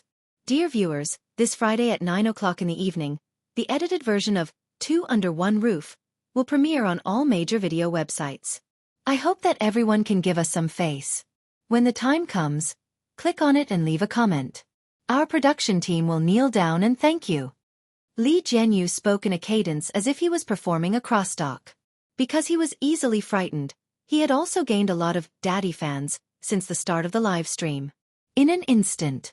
Son, the ground is cold. 2 hours of kneeling should be enough. Daddy wants to see a slideshow, can you arrange it quickly? Watching other shows, the director treats me like an audience member. Watching 2 Under One Roof, I treat the director like a trash. There's only one word to describe it. Awesome. Ha ha ha ha, popped up on the bullet screen. The atmosphere was very harmonious. However, when the camera panned to Xiangyi, it was inevitable that there would be some scolding. These people were a step too slow and didn't see Lin Chen Law Firm and Songchen's 2 Weibo posts. They were still mocking him in a sarcastic manner. No one would dare to refute that the vase fairy is a dumb artist, right? Ha ha ha, I've never seen a celebrity who's trending every day and doesn't have many fans protecting her. Not only do they have no fans, but their agency is also dead. This couple's fans are still bragging about how they're well-matched in terms of social status. Is there anyone who doesn't know that the vase fairy signed an overbearing contract with the company? The company will take 90% of the profits, and the remaining 10% will be called personal income tax. The worst part is that you have to pay 100 million yuan for terminating the contract. Hee hee. Xiaofan was originally watching the live stream with his headphones on and wasn't in the frame. However, as soon as he saw the foul language posted by the netizens, he immediately retorted. After a few words, Xiaofan received a notification: frowny face, your account has been banned. Xiaofan. Chapter 320. I, the domineering CEO, the owner of the Xingchen app, have been banned again? What kind of stupid review is this? Stupid restriction. Stupid programmer. Deduct their salaries. Deduct their salaries. Xiaofan was infuriated when he heard his little niece's soft and gentle voice. Uncle, do you drink milk tea? Xiaofan was speechless. Rubbish live stream. I'm not watching it anymore. Happy drink, here I come. After Xiangyi adjusted her mood, she began to prepare the milk tea. The Xiang family had a sweet taste, especially her uncle, who loved sweets the most. Xiangyi had prepared all kinds of ingredients in advance. After the live stream began, she simply boiled the milk tea in a small pot and explained the process while cooking. Shui and Sangchen remained silent most of the time, occasionally speaking up to support her. The girl's tone was gentle and her movements were also unhurried, which was pleasing to the eye. First, she boiled the black tea until it was bright orange red. Then, She poured it into a container prepared by the side and filtered the tea leaves. Then, she boiled the milk until it was warm and melted a few pieces of rock sugar. Xiangyi stirred and said, "My brother and Shui don't like things that are too sweet, so the milk tea I made isn't very sweet. The ingredients are a bit sweeter, so if you want to have a sweet taste, you can add more ingredients." In Two Under One Roof, Xiangyi's presence was actually very insignificant apart from her cooking. She always seemed aloof from worldly affairs. She wouldn't steal the limelight, nor would she compete with the guests for anything. However, such a personality was both good and bad. Without a presence, it often gave people the impression that she was easy to bully. This was also one of the reasons why so many anti-fans were unscrupulously criticizing her. Many netizens suddenly realized that Xiangyi seemed to have spoken the most tonight while cooking the milk tea. This also allowed more people to recognize her. Just listening to her speak made them feel inexplicably healed. Li Jianyu promptly cued her. "Sister E, some viewers are asking if you bought the ingredients or made them yourself." "These." Xiangyi raised her hand and pointed at the ingredients section. She had prepared a sumptuous meal, including pudding, taro balls, mashed taro, roasted immortal grass, red beans, oats, purple rice. Of course, there was also the soul of milk tea, pearls. "I just did it casually. The method is actually very simple. Take pearls for example. Boil brown sugar and water, pour it into tapioca starch, and stir it into a ball like kneading dough. Then, roll it into a small ball and cook it slowly. The method of making taro balls is to steam sweet potatoes until they are cooked, press them into a paste, and then add an appropriate amount of sweet potato powder." The netizens in the live stream, "I've already recorded it. I want to cook it too. My brain can learn as soon as it's learned. My hands can't do as soon as it's done. Boo-hoo, Xiangyi is actually so gentle. I like listening to her speak so much. It's so comfortable. Pretty sister, please turn on your mic more in the future. I like it even if you tell me the recipe." Li Jianyu sighed with emotion as he watched Xiangyi introduce the milk tea snacks to the audience, and the audience's favorable impression of her increased. Live streaming was a double-edged sword. Some people gained countless fans after live streaming, while others lost their fans after live streaming. Perhaps he had been wrong all along. He had thought that Xiangyi would be low-key so as not to attract hate. But now, it seemed that letting her express herself naturally was far better than any other method to attract fans. Ding dong. The electric cooker's timer sounded. The milk and black tea were mixed and boiled to about 80 degrees before stopping. Xiangyi first filled a cup for her little uncle. Xiaofan hurriedly stuffed it into Songchen's hands like a hot potato. "Little Chen, you drink first." No wonder he was the #1 lackey in the Xiang family. Chapter 321. Sangchen took it with a straight face and took a sip. The aroma of the tea was refreshing and rich in milk. It had a smooth and refreshing texture. The sweetness was just right for him. Although Sangchen didn't say anything, he silently took 2 more sips. The netizens. "It must be delicious." Xiangyi's fans even typed with tears in their eyes. "I didn't expect that one day, I would not only crave Xiangyi's body but also his milk tea." Xiaofan was given the second cup and excitedly added a bunch of condiments. He didn't even use a straw and simply gulped it down. Pearl taro pudding, sweetness plus. "It feels so good." He looked at Shui provocatively, thinking to himself, "Finally, there's someone behind me. My little niece scooped it for me first." In the next second, Shui smiled slightly and raised his hand to add some condiments for himself. However, his hand suddenly trembled, and the spoon fell into the bowl. There was a look of helplessness in his dark eyes. Xiangyi hurriedly said, "I'll add some for you, what do you want?" "Thank you, Sister E." Shui looked at her innocently and gratefully. 2 spoonfuls of taro pudding. "Thank you." Xiangyi added 2 spoonfuls of taro pudding for him and even placed a straw in it. She then carefully handed it to Shui. She almost fed it to him herself. Xiaofeng's eyes widened as if he had been struck by lightning. In the live stream, "Ha, who is this silly man? Why is he so funny? I seem to have heard Xiangyi call him uncle before. He should be a relative. I don't believe it. Xiangyi and Chen are obviously not on the same level as him. How can they be family?" The netizens' disdain for Xiaofan was almost overflowing. On Weibo, Tomato Entertainment's latest comment received tens of thousands of scoldings.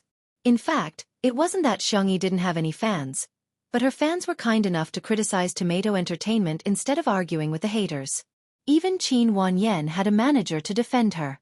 No matter how bad the public relations effect was, at least her fans wouldn't be disappointed. But what about Tomato Entertainment?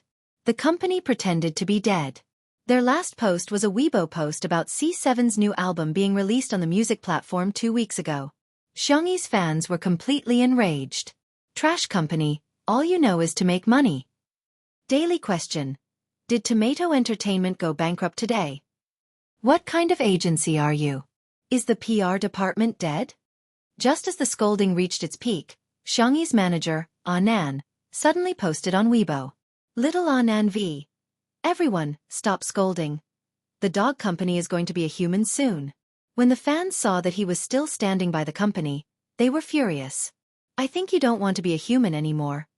As Xiangyi's manager, what have you done? The next second, Tomato Entertainment's official Weibo account, which had been dead for a long time, finally came back to life. Tomato Entertainment v. 10 minutes ago, our company and Xingchen Entertainment have completed all the procedures. Now, the company's business and artists are all under Xingchen Entertainment. Our company will be starting a business restructuring today. The legal person of the new company is Xiangyi V. Hello, President E. Please take care of us in the future. All the fans were dumbfounded. They were dumbfounded. How did our sister E become President E? In the live stream, Xiaofan received a notification from his assistant, telling Sister E that the acquisition of the company had been completed. Xiangyi was stunned. Seeing this, Xiaofan was furious. What's with your expression? Is it that difficult to acquire a company? Your uncle is a domineering CEO. Chapter 322. Uncle, you've acquired my management company? The girl snapped back to reality and looked at Xiaofan in disbelief. Xiangchen glanced at him. She couldn't be bothered to diss him for being so inefficient. Xiaofan put his hands on his hips and said arrogantly, Aha, I've also registered your name as the legal representative. From now on, you'll be your own boss. In the live stream, some netizens stubbornly refused to believe it and ridiculed, I'm dying of laughter.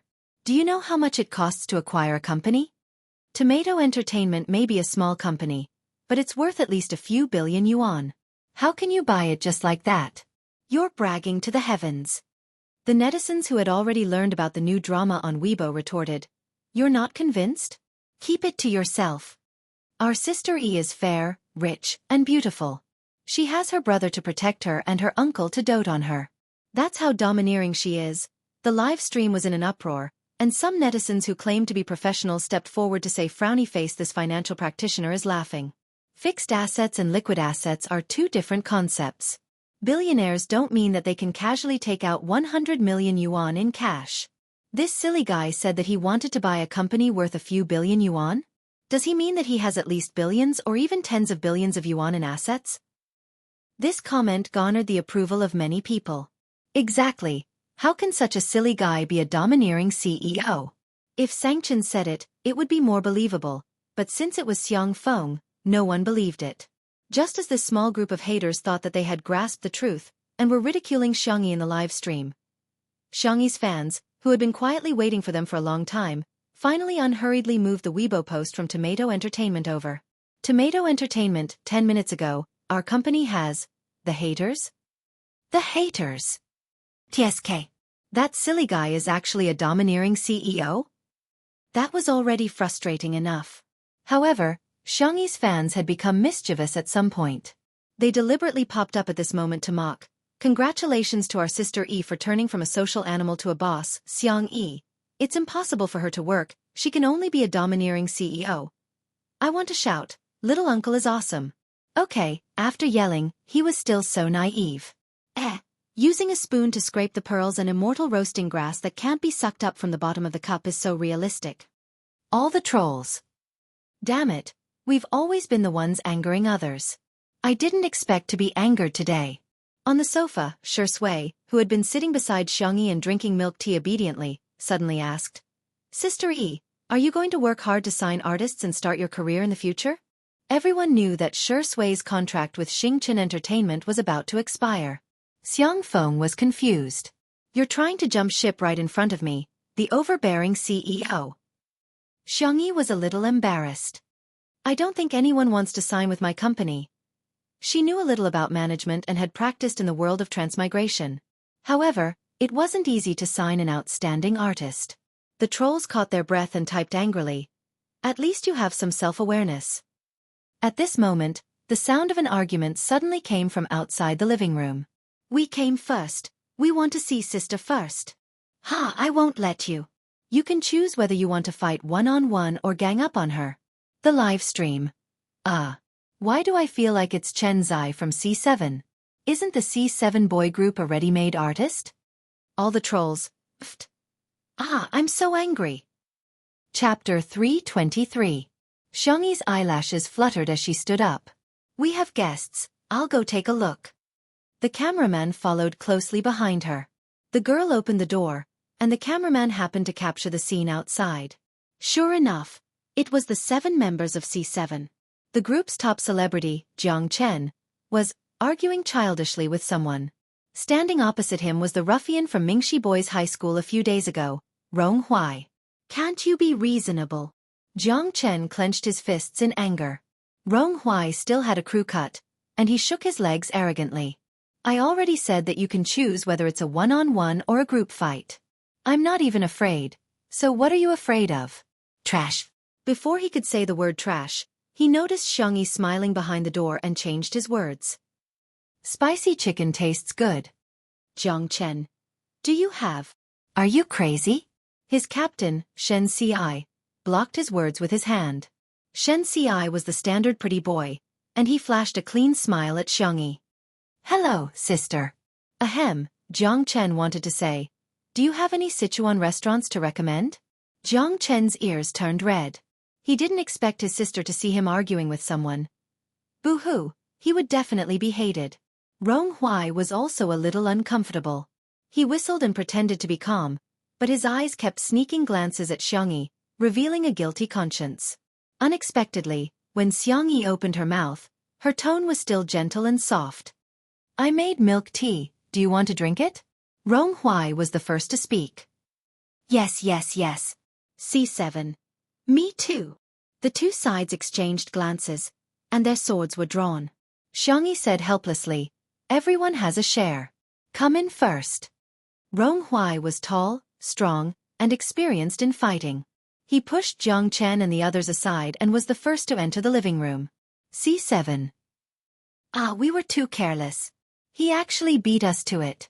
However, even if we can't beat this troublesome brat, can we not beat our own members?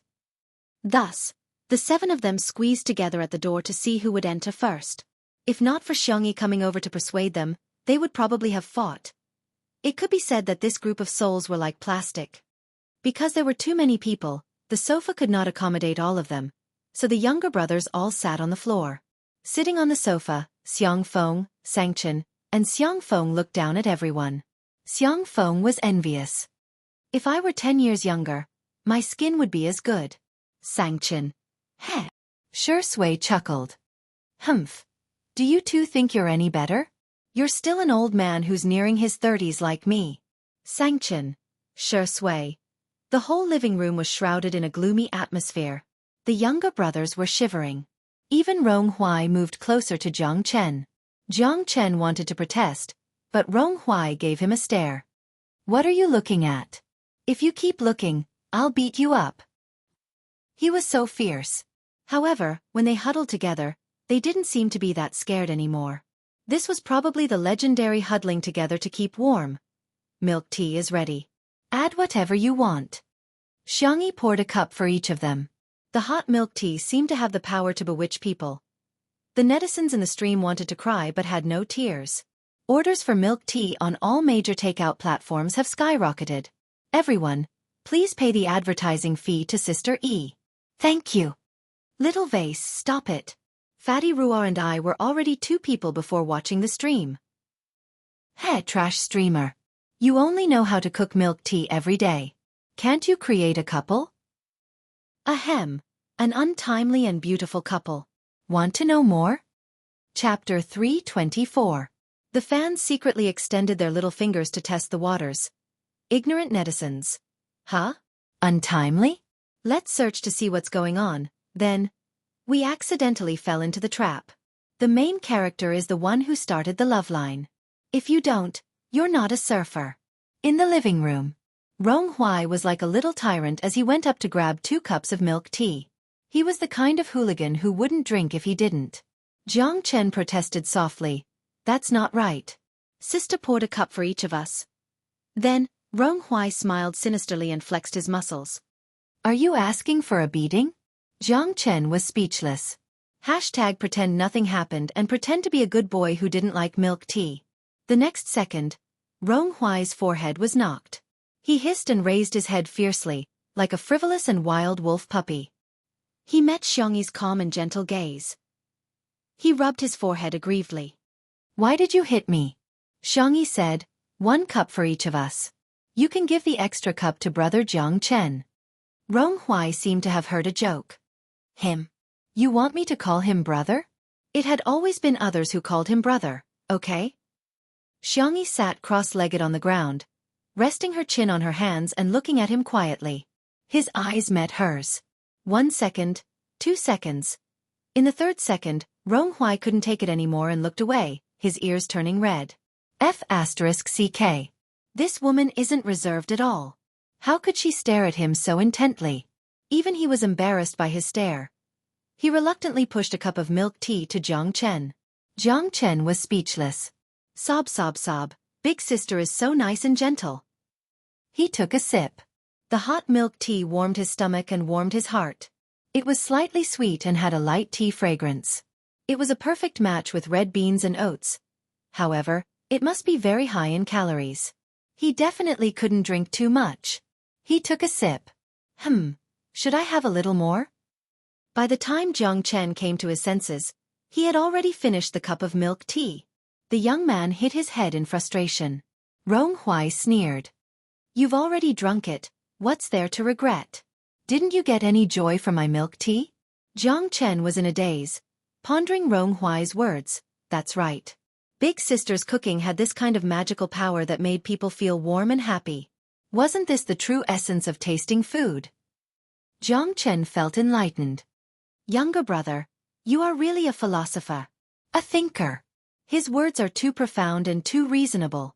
Rong Hui thought. I'm afraid he's a fool. Here, add some more taro balls for me, Rong Hui ordered him casually. Jiang Chen followed his order obediently. The 2 of them had completely forgotten that they were still streaming. Little did they know that their interaction did not escape the sharp eyes of the netizens. Aw, top traffic ex-arrogant young man. So sweet, so sweet. I'm sorry, although this couple is a cult, I can't help but stand there for a second. Zai Chen's aloofness is just a persona, but his true self is the naive and sweet one. Ha ha ha, he's being bullied by Rong Hui's younger brother. After chatting for a while, Xiangyi asked about the purpose of her brother's visit. Rong Hui cleared his throat. Jiang Chen had added a little too many taro balls for him just now, so his throat was sticky. I plan to take the arts exam and enroll in the film academy. I heard that you've started a company. Can I work there? As if he was afraid that Xiangyi would reject him, his eyes lit up. Sign me up. I won't let you regret it. Chapter 325. Although the young man spoke a little hurriedly, she could feel his firm conviction in his tone. He really trusted Xiangyi. Even though she knew that it was childish, she still couldn't help but be influenced by his passion. Xiangyi adjusted her sitting posture and sat upright. She did not look down on Rong Hui because of his young age. Instead, she said, Rong Hui, I'm very happy that you have a new study plan. However, signing a contract with a management company is not a trivial matter. I hope you can seriously consider it for a while. Rong Hui panicked. Hey, do you despise me? Xiangyi said gently, No, I'm just standing from an objective point of view. You're still underage and legally you're, She looked at her brother for help. Sangchen crossed his long legs and said indifferently, A person without civil capacity usually refers to a minor under the age of 8 or a minor who can recognize his own behavior. Rong Hui gritted his teeth and stared at Xiangyi with his dark eyes. There was a mix of anger and grievance in his eyes. Sister, I know what I'm doing. He pulled out a crumpled piece of paper from his pocket, which seemed to have been torn from a notebook. He then placed it in front of Xiangyi with a sullen face. She unfolded it and saw that the word contract was written on the top. His signature was written on the bottom right corner. The handwriting was crooked, and it was even uglier than a dog's crawl. In the live stream, F***CK, sand got into my eyes. This is too easy to cry. Ronghui really trusts Sister EQAQ. This is equivalent to entrusting his future to her. I'm about to cry. I laughed out loud again when I saw Ronghui's handwriting. Ha ha ha ha, it's so ugly. Xiangyi stared at Ronghui with her clear doe eyes. Ronghui was extremely nervous. His hands that were hanging by the sides of his trousers were clenched into fists, and his palms were sweating profusely. He was afraid that Xiangyi would criticize him indiscriminately like his parents. He was even more afraid that Xiangyi would reject him. However, Xiangyi said, Ronghui, thank you for believing in me. The young man was stunned. I'll accept this contract, but I think we should both have the opportunity to choose, right? You chose me. Similarly, if you get into the film academy, I will sign you. During this period, both of us have the right to go back on our words. What do you think? From the beginning to the end, she was gentle and soft. She didn't tell him what to do with his life, but he was given a choice. Ronghui's Adam's apple bobbed slightly, as if he had just drunk a sports drink and was about to play a game. Okay, I promise you. We'll choose both sides. He hurriedly added, You can't go back on your word. Otherwise I... Ronghui thought for a long while, but he still couldn't think of any powerful threats. He laid his eyes on Jiang Chen and strangled him from behind. I'll beat him up. Jiang Chen, who had been innocently implicated, was speechless. Xiangyi was amused by him. You're too shameless. The live stream was also filled with, ha ha ha ha. Hostage, Jiang Chen raised his hand, indicating that he was going to speak. Ronghui loosened his grip a little. Jiang Chen said, Elder sister, I've signed with Tomato Entertainment for 5 years. Do you want to sign with me for a few more years? Shen Xiai said, 5 years is nothing. Elder sister, my contract is very long. I've signed for 10 years. The others said, Elder sister, renew my contract. I'm cheaper. I can do it too, elder sister. Pick me, pick me. The netizens were speechless. What? Little brothers, is there anyone who would fight to sign a slave contract like you? Chapter 326. Xiangyi felt like laughing. These kids were really... She couldn't turn them down. There's no rush to renew the contract, but I promise to hire professionals to help you plan your career path. The C7 boys nodded repeatedly. Jiang Chen nudged Ronghui with his shoulder, unable to hide his smugness. We're pretty much guaranteed jobs in Sister's company. Keep it up, brother. If you can't get into the film academy, Sister won't sign you. Ronghui gritted his teeth. Are you asking for a beating? Xiangyi. Kids don't fight. Li Jianyu, Huawei, watch your words. Be careful not to get our live stream banned. Ronghui. How infuriating, but he still had to pretend to be obedient in front of Sister. The netizens in the live stream were filled with emotions. I've seen people fighting to terminate their contracts, but I've never seen people fighting to renew their contracts. They were obviously tricked into signing the contract by the company, but now they're bragging about it. The boys are so cute and pitiful. I'm tearing up.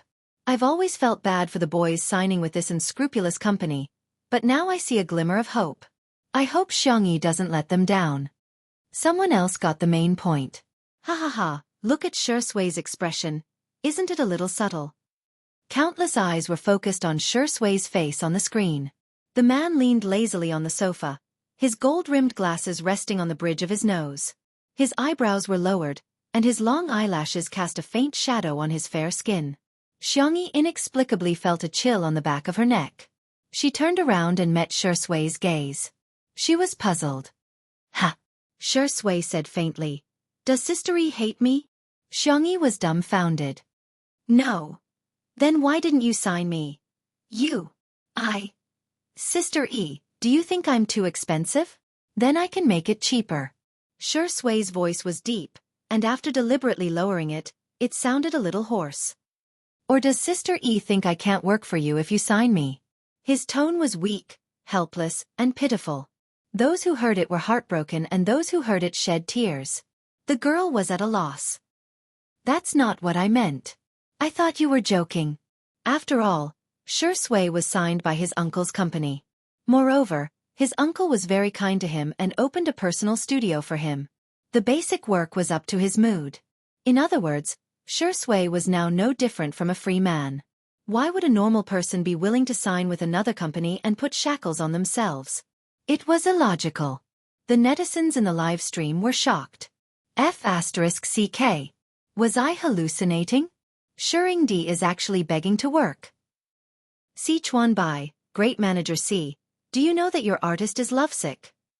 Ah, domineering female CEO X best actor of the entertainment industry. Sisters, I can do it again. It's fine if the younger brothers are fighting to sign the contract, but Shering D. He's basically selling his looks, his skills and his body. Sure Sui pushed up his glasses and looked at Xiangyi with his deep eyes. He sounded a little aggrieved. I'm not joking with you. Xiaofan said weakly, Sure Sui, I'm your boss. Hey, did you hear me? I'm your boss. Xiangyi said in a daze. Then sign it. Anyway, one more person wouldn't make much of a difference. Xiaofeng's world collapsed. Little Xiangyi, he jumped ship in front of me, and you're trying to poach him in front of me. Do you still have any respect for me? Chapter 327.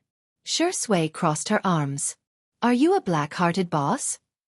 Xiaofan subconsciously denied. Of course not. Then what's the problem with employees moving freely? Sure Sui looked at Sanction and blinked. Or is it that the law forbids employees from jumping ship? Sanction. Although he hated this dog of a man, he still owed him a favor just now. Sanction said expressionlessly, there's no such rule in the labor law. Sure Sui shrugged and spread her hands. So what's wrong with me jumping ship to Sister Yi's company? Xiaofan was confused and his eyes were in a trance. The netizens in the live stream. Ha ha ha ha, there's nothing wrong with that. Keep the goodies within the family, we're all family. Dog head dog head. Family is a wonderful description. Is it Xiangyi and Xiaofeng's family? Or is it Sure Sui and Xiangyi's family? Hee. Ahahaha. Why can you send a voice message? I can hear your demonic laughter just by looking at the text. Until the end of the live stream, countless netizens were still discussing it with relish. There were also many posts on the Melon forum, and some netizens had taken a screenshot of Xiangyi's photo and photoshopped it with a peach blossom pattern. Title of the post: Let's all freeload off Xiangyi's luck with the opposite sex. Text of the post: First of all, I was a fan of Sister Yi's looks when I first watched the live stream, but now I'm a genuine fan of hers, haha. After some statistics, Sister Yi is really attractive, not derogatory. First, it was the cute little brother Yan Nai, then the boys from Mingxi Boys High School. I strongly pick Rong Huai. The high school boys are so cute. Go! There were also Jiang Chen's children from C7, as well as Shering Di, who is almost 30 years old. In terms of looks, Sister E is a great beauty, but the wonderful thing is that her eyebrows are youthful, round, and not aggressive. Simply put, she has the kind of looks that are popular with elders. Both boys and girls will feel comfortable looking at her. Of course, Sister Yi's personality is also very good. Her gentle womanly charm both men and women. However, I think the most important point is that Sister E is the reincarnation of a peach blossom spirit. That's why she has such good luck with the opposite sex.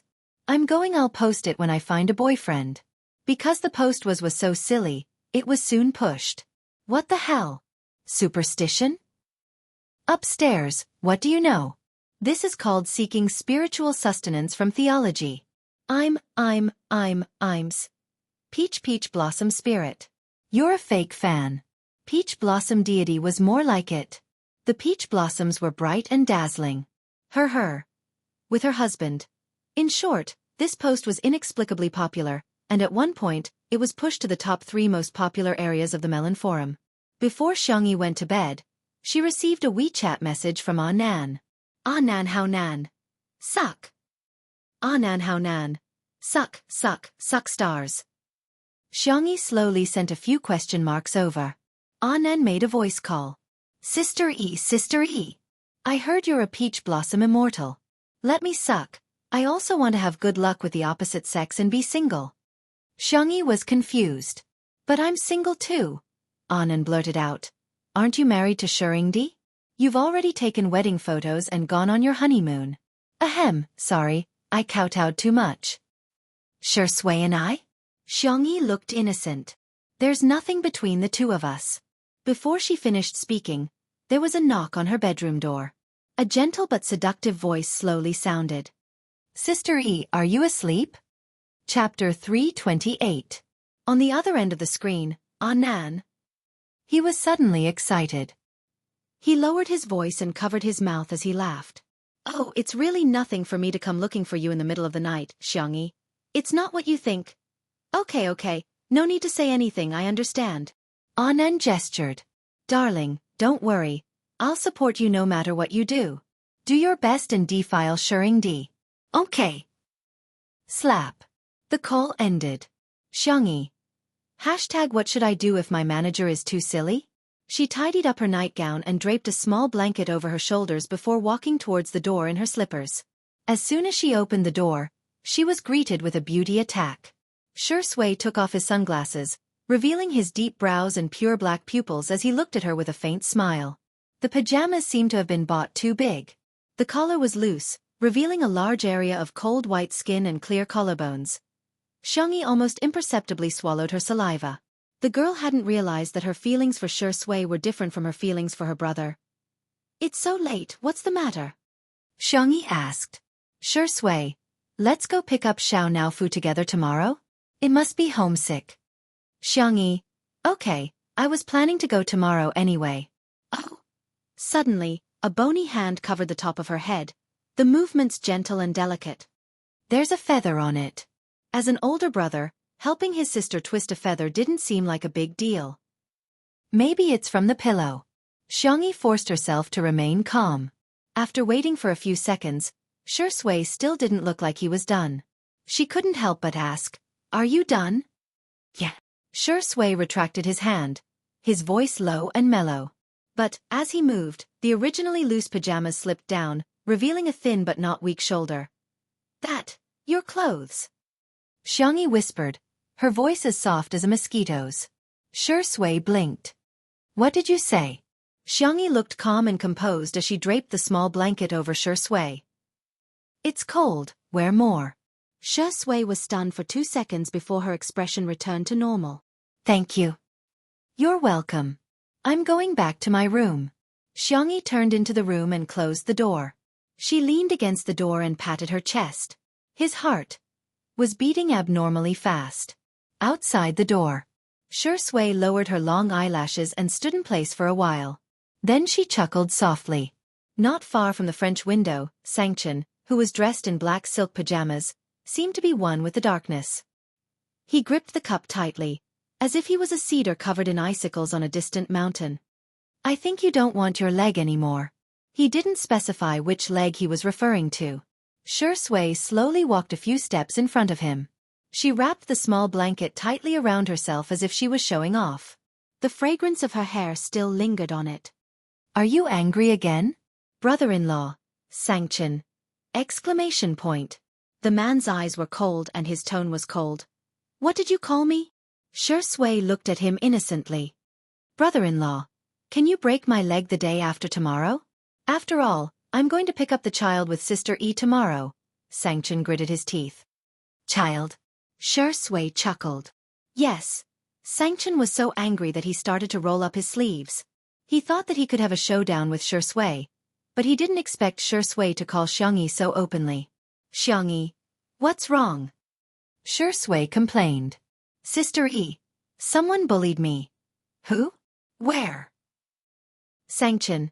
He took a deep breath, snatched the phone and said coldly, Go to sleep.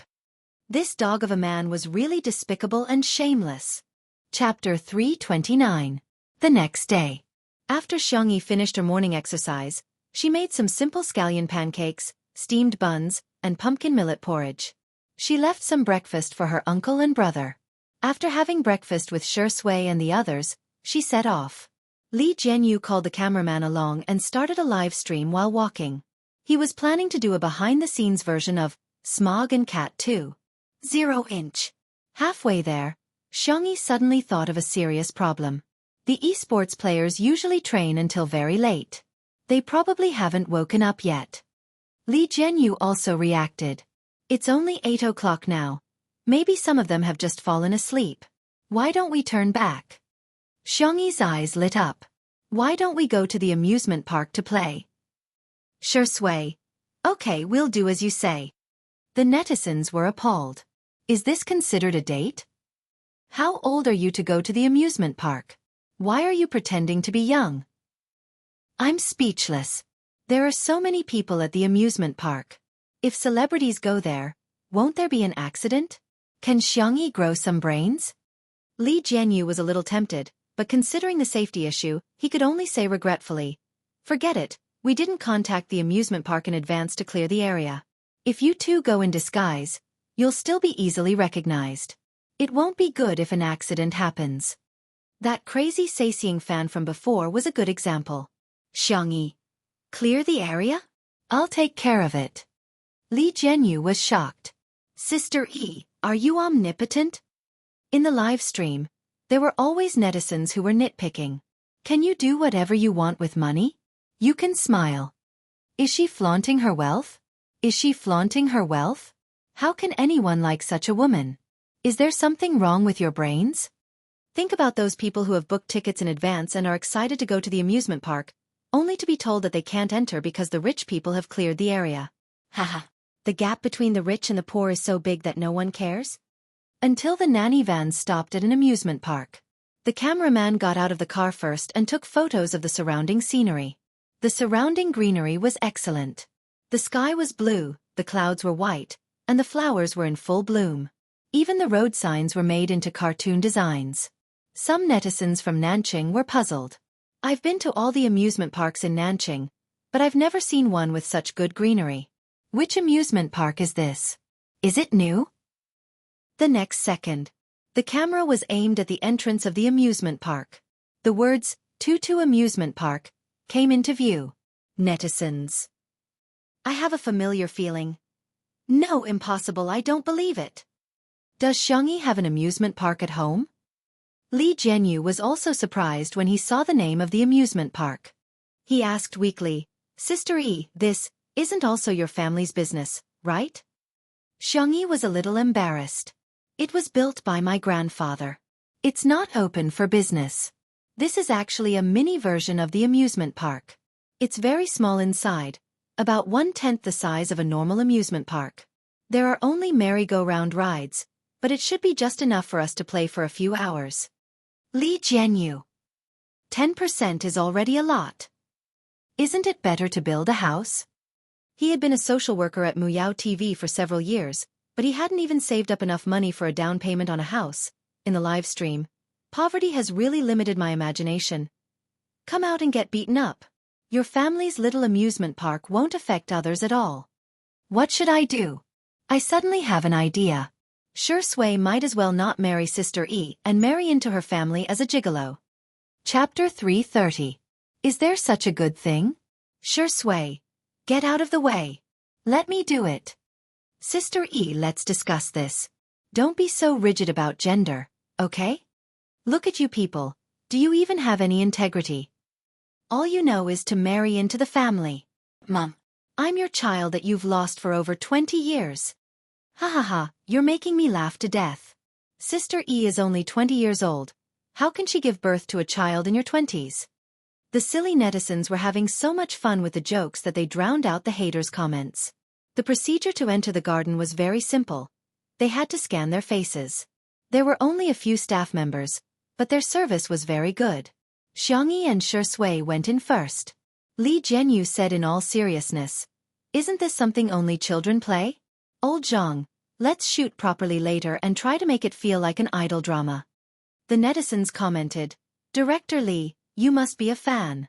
How can you conspire loudly?" The cameraman, Old Zhang, nodded. "Yes, that's for sure.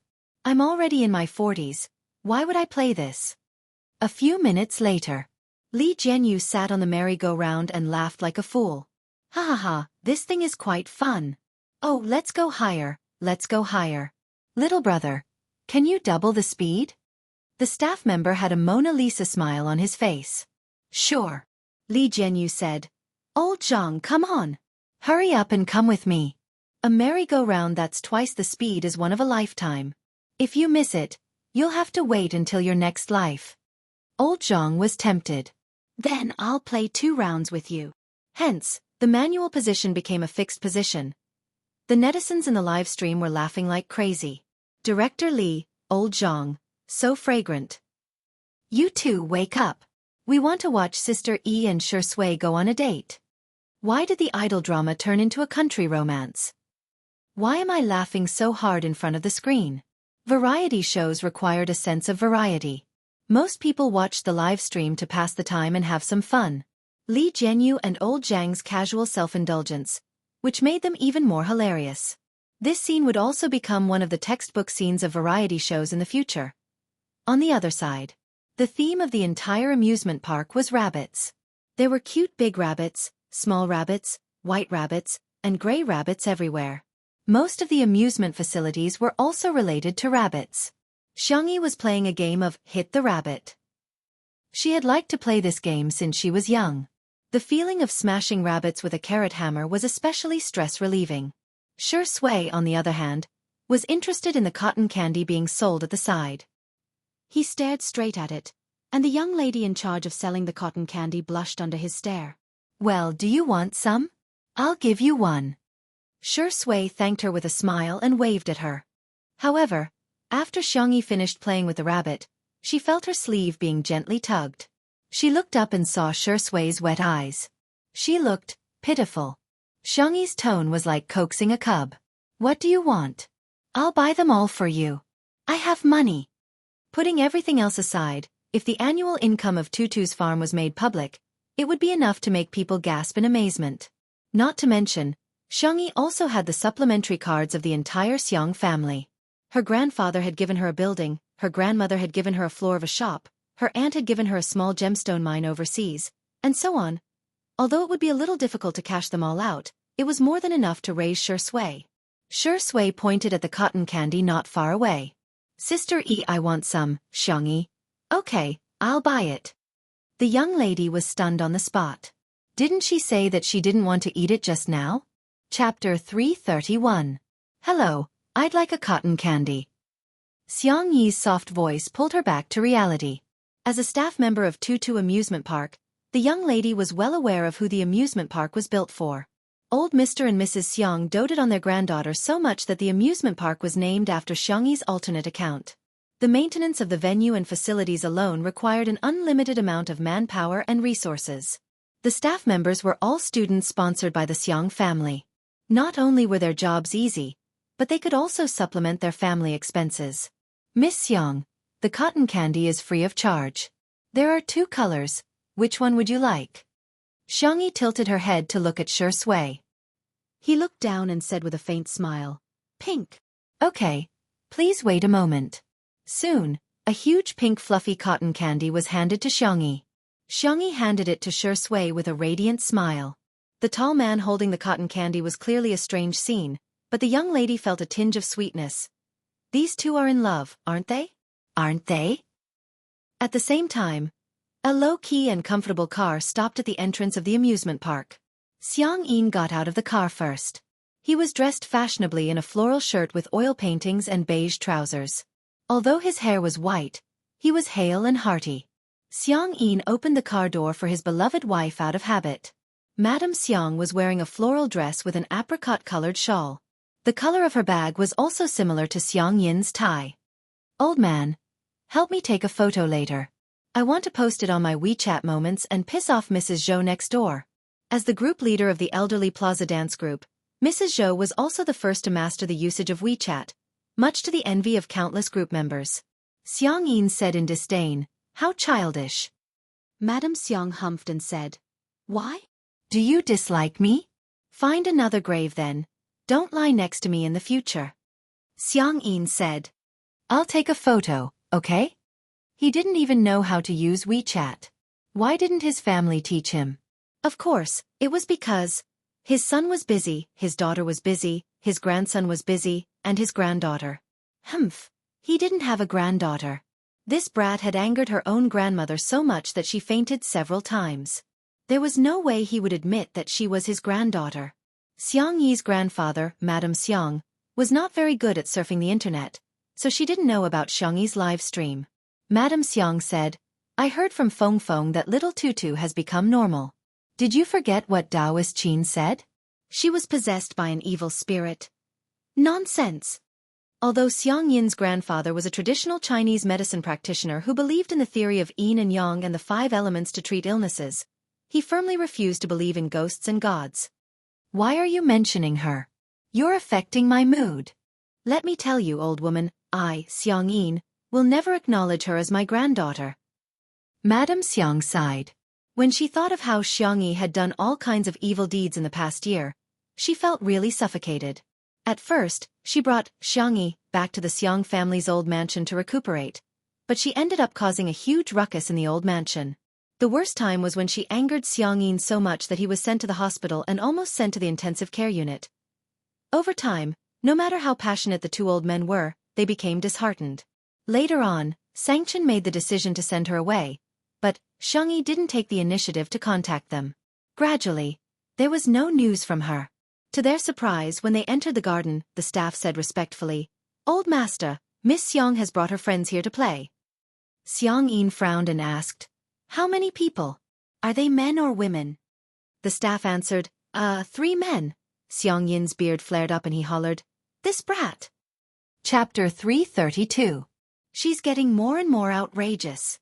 Previously, when she was in the Xiang family mansion, she was so obsessed with her online dating partner. Of course, Xiang Yi's grandfather, Madame Xiang, didn't know that Xiang Yi had more than one online dating partner at that time. Madame Xiang liked to be lively. From time to time, there would be gatherings at home, and the guests were all her old friends. Occasionally, she would bring her nephews and grandchildren to hang out with each other. This wretched girl actually fell in love with a man who is more than 10 years older than me. He's a generation older than me too. If it's really a match made in heaven, it's fine. The Xiang family doesn't value seniority that much anyway. However, he's a notorious playboy. Xiang Yi insisted on marrying him and threw a tantrum for a long time before she stopped. Madame Xiang persuaded, "Why don't we go back?" Firstly, she was afraid that Xiang Yi would get so angry that he would fall ill when he saw Xiang Yi. Secondly, she was afraid that her little Tutu would be reprimanded and beaten up. No matter how disobedient Xiang Yi was, she would still feel sorry for her. Although Xiang Yi's grandfather sounded stubborn, she was well aware that Xiang Yi doted on Xiang Yi the most among all the men in the family. The boys doted on her, but Xiang Yi doted on her. Other families would carry their children until they were 2 or 3 years old at most. But Xiang Yi didn't even walk much when she went shopping when she was 4 or 5 years old. Xiang Yi was the one who carried her around. "I'm not going back. She should be the one avoiding me. How can I, an elder, avoid her?" Xiang Yi's grandfather was fierce and he waved his gentleman's cane in the air twice. "I'll go see what she's up to again. If she dares to mess around, I'll break her legs." Xiang Yi took the lead and walked in. Madame Xiang hurriedly followed him. There weren't many amusement parks in Tutu, and the rides were all low risk. They had a wide view and could see everything at a glance. As soon as Xiang Yi's grandfather, Madame Xiang, entered, she saw Li Jianyu and old Zhang, who were still on the merry-go-round, were having a great time. At this moment, it was already at 4 times the speed, and the merry-go-round had turned into a flying merry-go-round. Although Xiang Yin was old, he still had a sharp sense of hearing and sight. However, it took him some effort to see the faces of the 2 people clearly. Xiang Yin hollered, "This wretched lass has such poor taste." Not at all like him. Madame Xiang took out her reading glasses and gracefully put them on. After looking at them for a while, she sighed in melancholy. How could this be? Each one was uglier than the other. And each one was older than the other. Little Tutu's taste in men was really... It was too horrible to look at. All of a sudden, Xiang Yi noticed that there was some movement coming from the car that Tutu had crashed into. He squinted his sharp eyes and vaguely saw Shusui's back. He couldn't help but mutter, "This seems okay, Madame Xiang. Old man, what did you say? Xiang Yin cleared his throat and pretended to be fierce. I'll go see what kind of wretched man she's found. Madame Xiang was even more worried. Is this guy even older?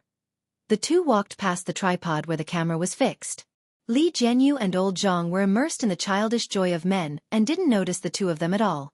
However, the netizens watching the live stream had sharp eyes. Wow!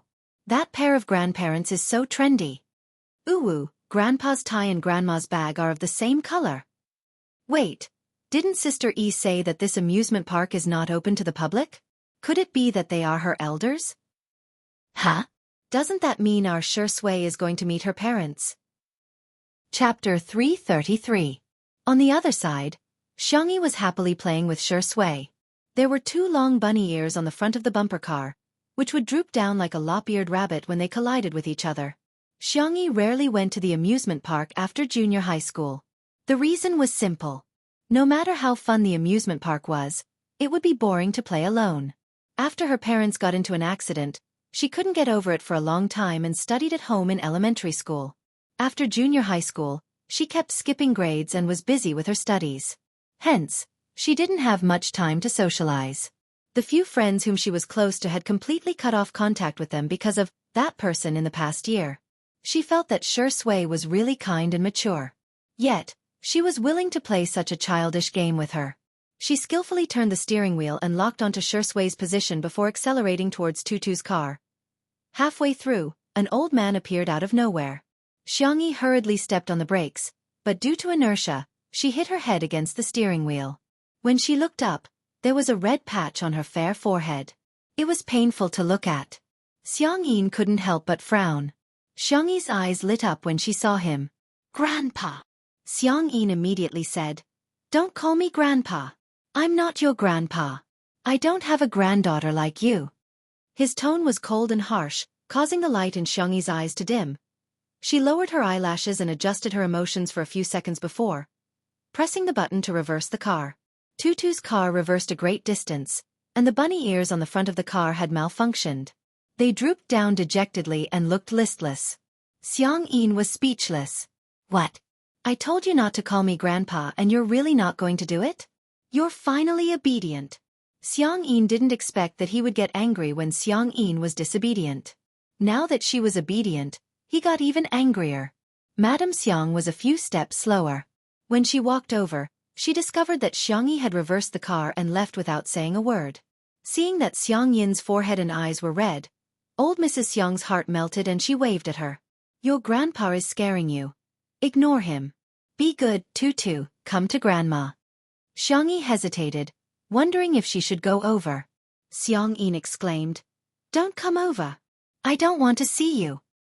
Therefore, Little Rabbit backed the car further away. Mr. Xiang, Madame Xiang. Shui had alighted from the car at some point and greeted the two elders in a warm voice. Then, he began chatting with them naturally, and his manners were impeccable. After exchanging a few pleasantries, the topic turned back to Xiangyi.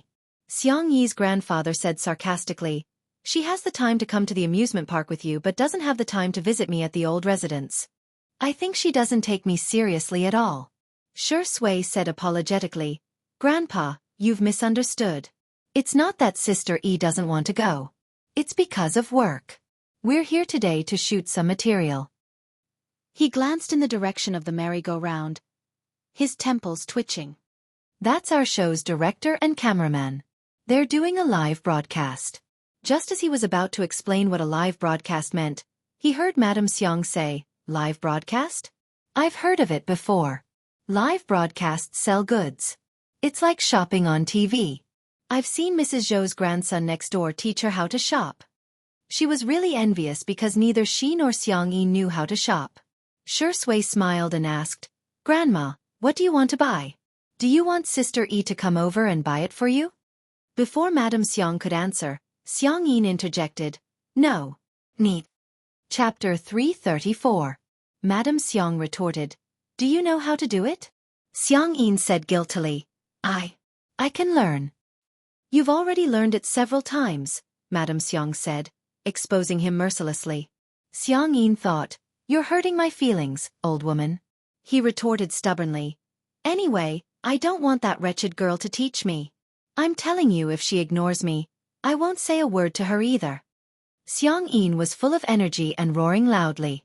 Xiang Yi vaguely heard what he said and wanted to hide in a corner, but the car didn't move at all. She looked up and realized that Shi Sui had pressed the switch with her fair and slender fingers. Where are you going to hide? Shi Sui asked smilingly while looking down at her. Xiang Yi looked away and said, I'm not hiding. She just felt a little aggrieved. It was clearly not her fault, but she had to be scolded by her grandfather who used to dote on her the most. Shi Sui stared at her for a few seconds before leaning forward and squatting beside her. She said in a low and gentle voice, Sister E, running away is useful, but it's not the best way to solve problems. If you don't want to face it, I'll leave with you. If you're willing to face it, I'll stay with you too. Grandpa and Grandma aren't that scary, are they? His persuasive tone made Xiang Yi's heart waver. Sister E, if you're scared, you don't have to hide so far away. Shi Sui smirked and continued, just hide behind me. She didn't know why, but inexplicably, Xiang Yi was a little touched. She felt that Shi Sui was so mature while she was so childish. She didn't deserve to be a fan anymore. My grandpa is very painful when he beats people up.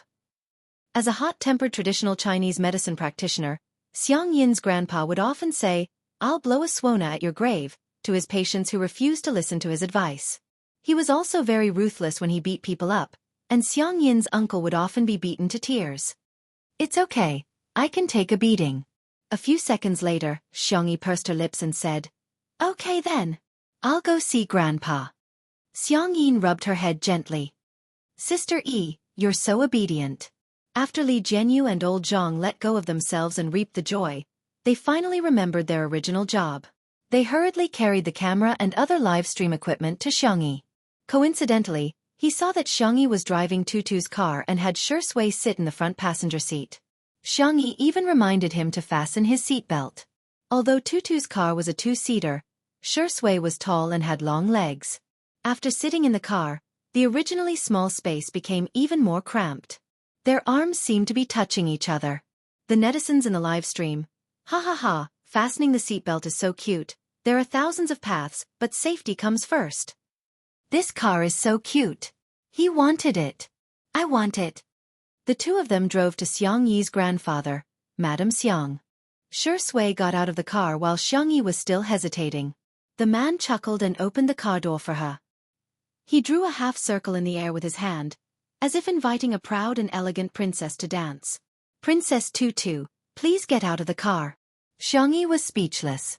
She was a little embarrassed, but she was also a little happy to have a way out. She got out of the car and tugged at the hem of her clothes uncomfortably. She said softly, Hello, Grandpa and Grandma. Xiang Yin was speechless. She's calling me Grandpa again. She's so obedient. But does she think I'll forgive her just like that? How naive. I'm the most difficult old man to coax in this world. My wife is the most difficult old woman to coax in this world. Don't even think about coaxing us. To his surprise, Xiang Yi asked gently, Grandma, shall I teach you how to buy things in the live stream? Madame Xiang exclaimed, Sure, sure. Ah, Tutu is so sensible. Xiang Yin was speechless. Chapter 335. Old Mr. Xiang was confused and he hinted at Madame Xiang with his eyes. Didn't we agree to stand on the same side? Madame Xiang rolled her eyes at him. We didn't agree. Little Tutu is so obedient and soft, which means that Taoist Master Qin was right. The evil has already left. How can I not pamper and protect my granddaughter? Xiang Yi slowed down her speech and taught her in detail. Grandma, take out your cell phone first, then click on this orange app and click on the search box at the top. Madame Xiang didn't manage to learn it after listening to it once. Xiang Yi impatiently taught her the second time. Finally, Madame Xiang learned how to search for the live stream and clicked on the live stream that was ranked number 1 in real time. Dear viewers, this rag absorbs water and it's excellent. There are also several colors to choose from. It's priced at 59.99 yuan in the supermarket and 19.99 yuan in our live stream for a super low discount. The first 10,000 people to bid for the treasure will be given an additional 100 milliliters of natural, pollution-free fruit and vegetable detergent. The live stream host shouted enthusiastically, and at the critical moment, she suddenly exclaimed, "Our live stream is limited to 50,000 copies. Dear viewers, 54321, upload the link." Madame Xiang said anxiously, "Little Tutu, hurry up and buy it, otherwise you won't be able to buy it." Xiang Yin was speechless. "It's not like we don't have rag in our house. Besides, when have you ever done any housework?" Madame Xiang barked, "Shut up." Xiang Yin said, "Okay."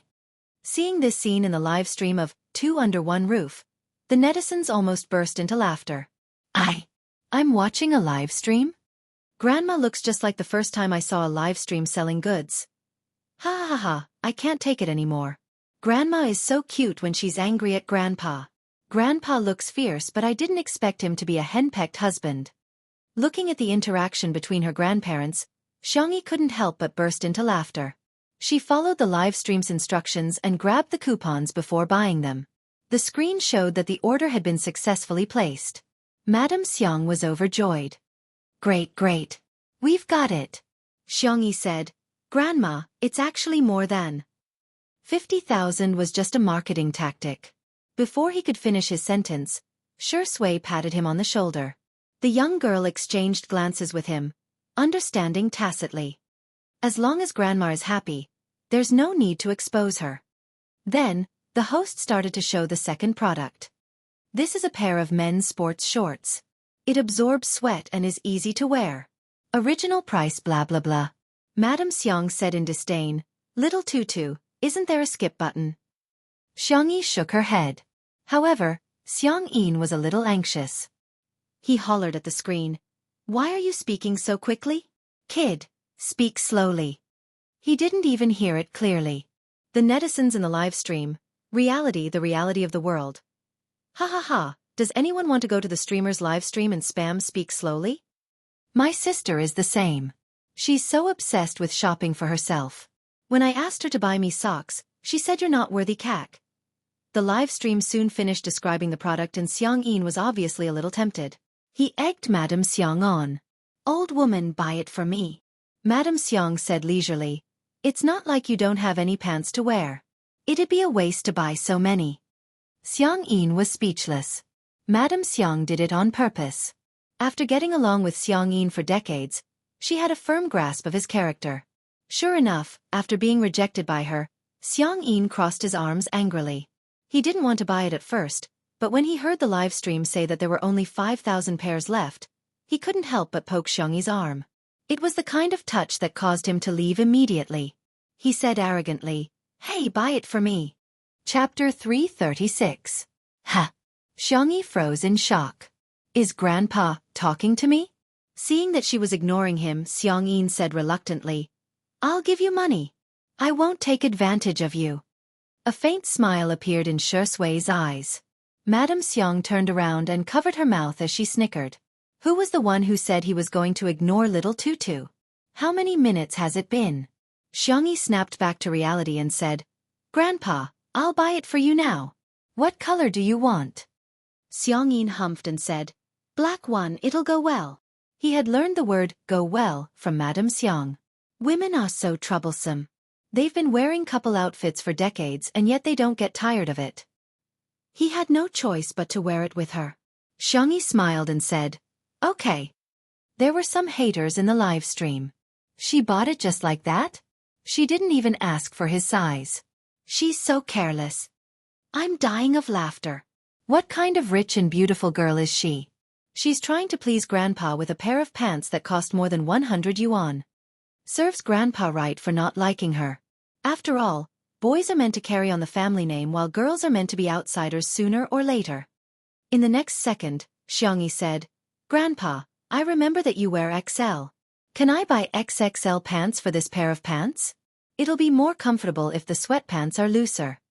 Xiang Yin muttered softly, "At least you still have some conscience." Madame Xiang said smilingly, "Little Tutu, let me test you. What size shoes do your grandpa and I wear?" Xiangyi blurted out without hesitation, "Grandma wears 36 and Grandpa wears 43. Our little Tutu has such a good memory." Madame Xiang couldn't help but praise her. "You've been meticulous ever since you were young. You're much more considerate than your brothers. Your grandpa and grandma's little jacket while the rest of them are at most military coats. As for your uncle, Teske, he can't even be considered a pair of underpants. Pfft. Sure enough, Xiang Yi's uncle was being despised every day. In the live stream.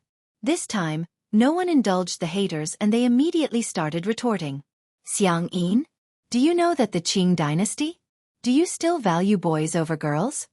You call this not attentive? Anyway, I don't even know how big my grandparents were. Those who are against Sister E, ask yourselves, do you have the patience to accompany the elderly? Do you have the patience to teach them how to use the internet over and over again? Xiang Yi accompanied the two elders to watch the live stream and bought a lot of things. However, this streamer did not expect that in just 10 minutes, 1 or 2 million people would flood into his live broadcast room. There wasn't a lot of traffic in the morning, but to be able to reach this number meant he was on fire. However, the streamer was confused. He did not understand how he became so popular. Moreover, there was a group of people in the live broadcast room who were spamming something like, "Speak slowly." What kind of joke was this? Is this a new type of internet slang? The clip of Xiang Yi teaching her grandparents how to watch the live broadcast was also edited and posted on a video website. Unexpectedly, it became popular. In just a few hours, the number of likes had exceeded 200,000 and the number of shares had reached tens of thousands. Ah, this video is so nice. You speak better than me. He posted it in the family group chat. My mom and aunts have learned to watch live streams and shop online. My grandparents said that this girl is beautiful and kind-hearted. Judging from the way she looks at me, I suspect that Sister E is their biological granddaughter. It was also from this day onwards that Xiang Yi began to gain a large number of middle-aged and elderly mother fans, milk powder fans, and milk powder fans. Her popularity soared. When her grandparents were satisfied with the shopping, Xiang Yi finally turned off the live stream on her cell phone. Madame Xiang said softly, "Old rabbit, look, little Tutu has returned to her original self." Xiang Yin said awkwardly, "I haven't forgiven her yet. Does she think she can coax me with such a simple method? She only managed to coax 1% of me." Humph. Chapter 337. Xiang Yin stole a glance at Xiang Yi, only to discover Shi Sui handed him a bottle of water and even took the initiative to unscrew the cap. Xiang Yin squinted and fixed his gaze on her. She was quite pleasing to the eye just now, but now she's so annoying. However, Madame Xiang mistakenly thought that the two of them were in a relationship. Perhaps because of Li Jianyu and old Zhang, she was more and more satisfied with Shi Sui. In the manner, Sangchen slept until 9 o'clock in the morning, which was a rare indulgence for him. According to his habit, he read the financial headlines while drinking black coffee, and then glanced at the stock charts. Immediately afterwards, Sangchen began to process his emails.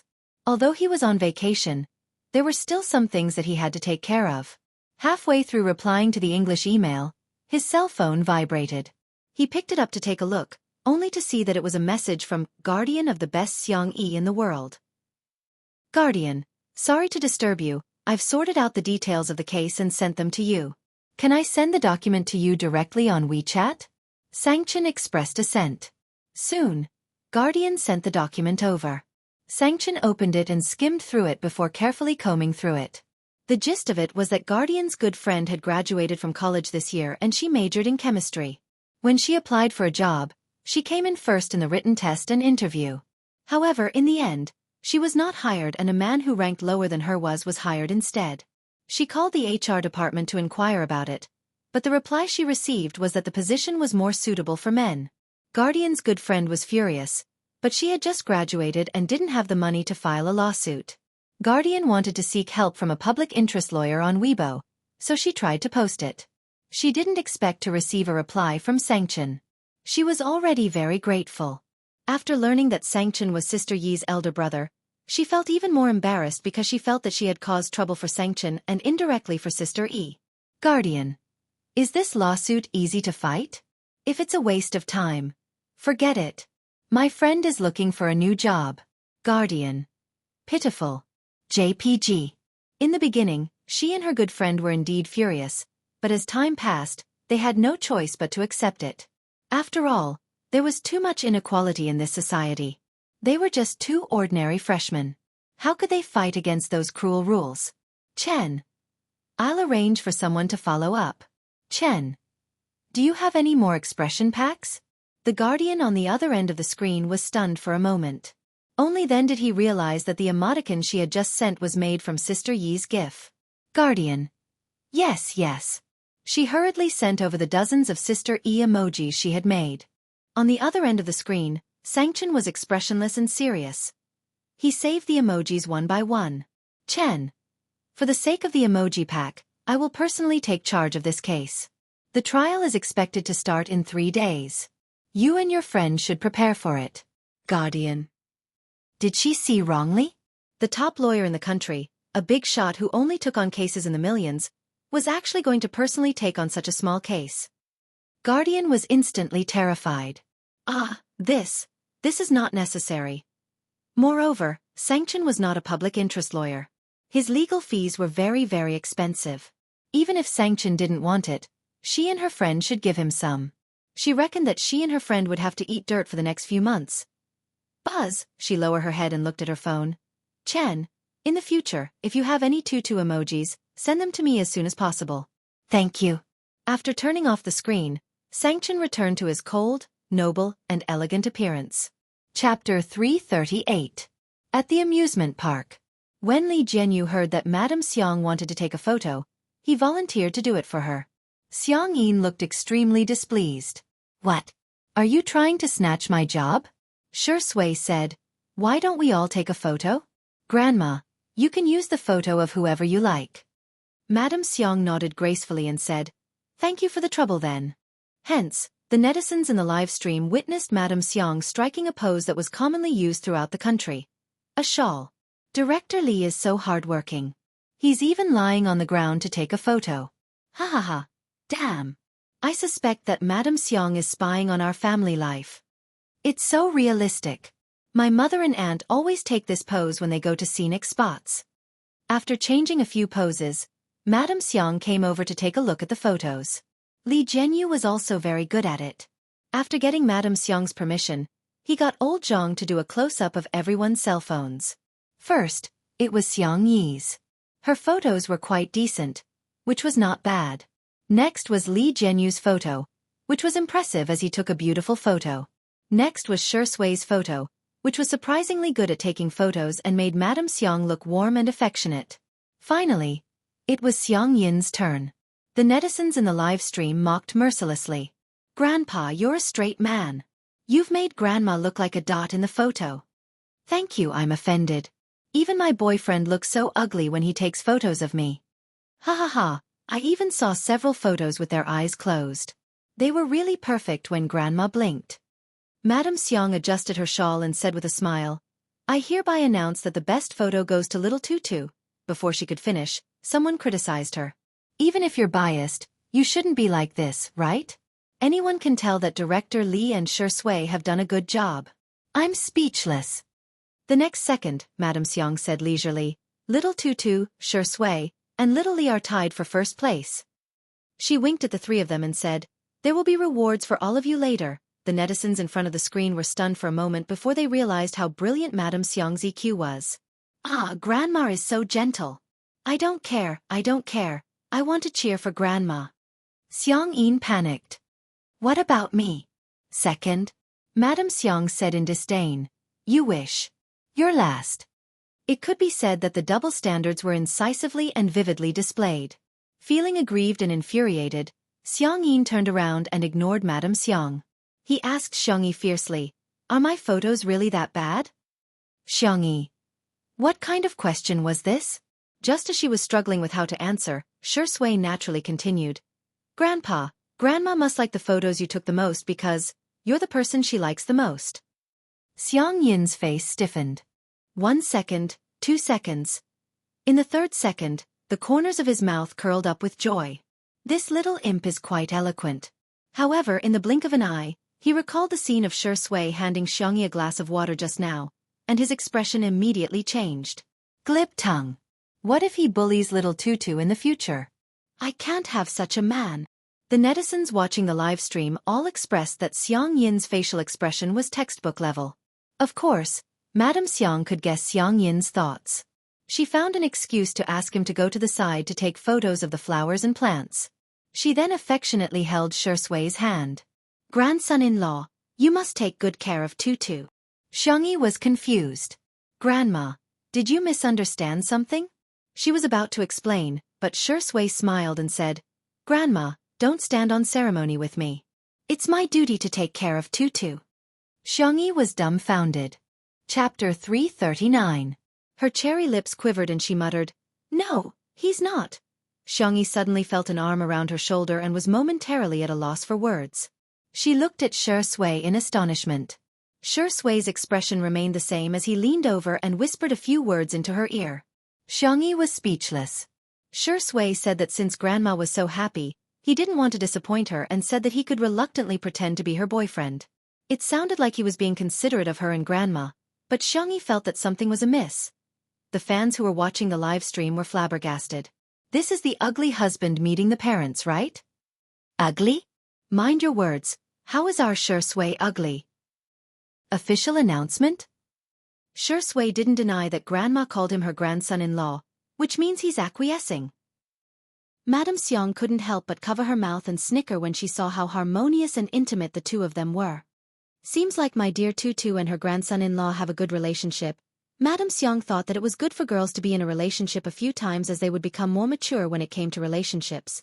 Xiang Yin, who was standing nearby, saw it. His eyes were about to pop out of their sockets and he hollered, Rascal! Get your hands off me! Get them off me! Xiang Yi shuddered in shock. Shui's hand on her shoulder was still very stable. Xiang Yin stopped taking pictures of the flowers and plants and instead rushed over aggressively, hitting Shui with his walking stick. Shui didn't dodge and instead took the hit. Xiang Yin was so strong that Xiang Yi could hear the muffled sound of the walking stick hitting her flesh. Grandpa! Old man! Xiang Yin ignored the two of them and barked at Shui. You're not allowed to touch our Tutu. Our Tutu is such an adorable girl. You're not worthy of her at all. Don't try to get up to any tricks. As long as I'm around, don't even think about abducting Tutu. He took a deep breath and added fiercely, No man can do it. When the netizens in the live stream saw this scene, some were worried, while others were gloating. Wow, Grandpa is so fierce, it must have hurt a lot. Glass shards again. Grandpa, don't torture them QAQ. Why is this old man so cocky? How dare you look down on our Shui? Please, your granddaughter is the one who doesn't deserve it. That's great, that's great. Please break them up. I've long disliked the vase fairy. Why does she get all the good things? She should just die alone as an old nun. Hee. Even Li Jianyu thought that Shui was going to fail this time. As a director, especially a variety show director, he was very good at reading people's eyes. Artistes who used a love script to act and those who truly liked someone were completely different. He had long seen through Shui's feelings for Sister Yi. Shui has been too careless this time.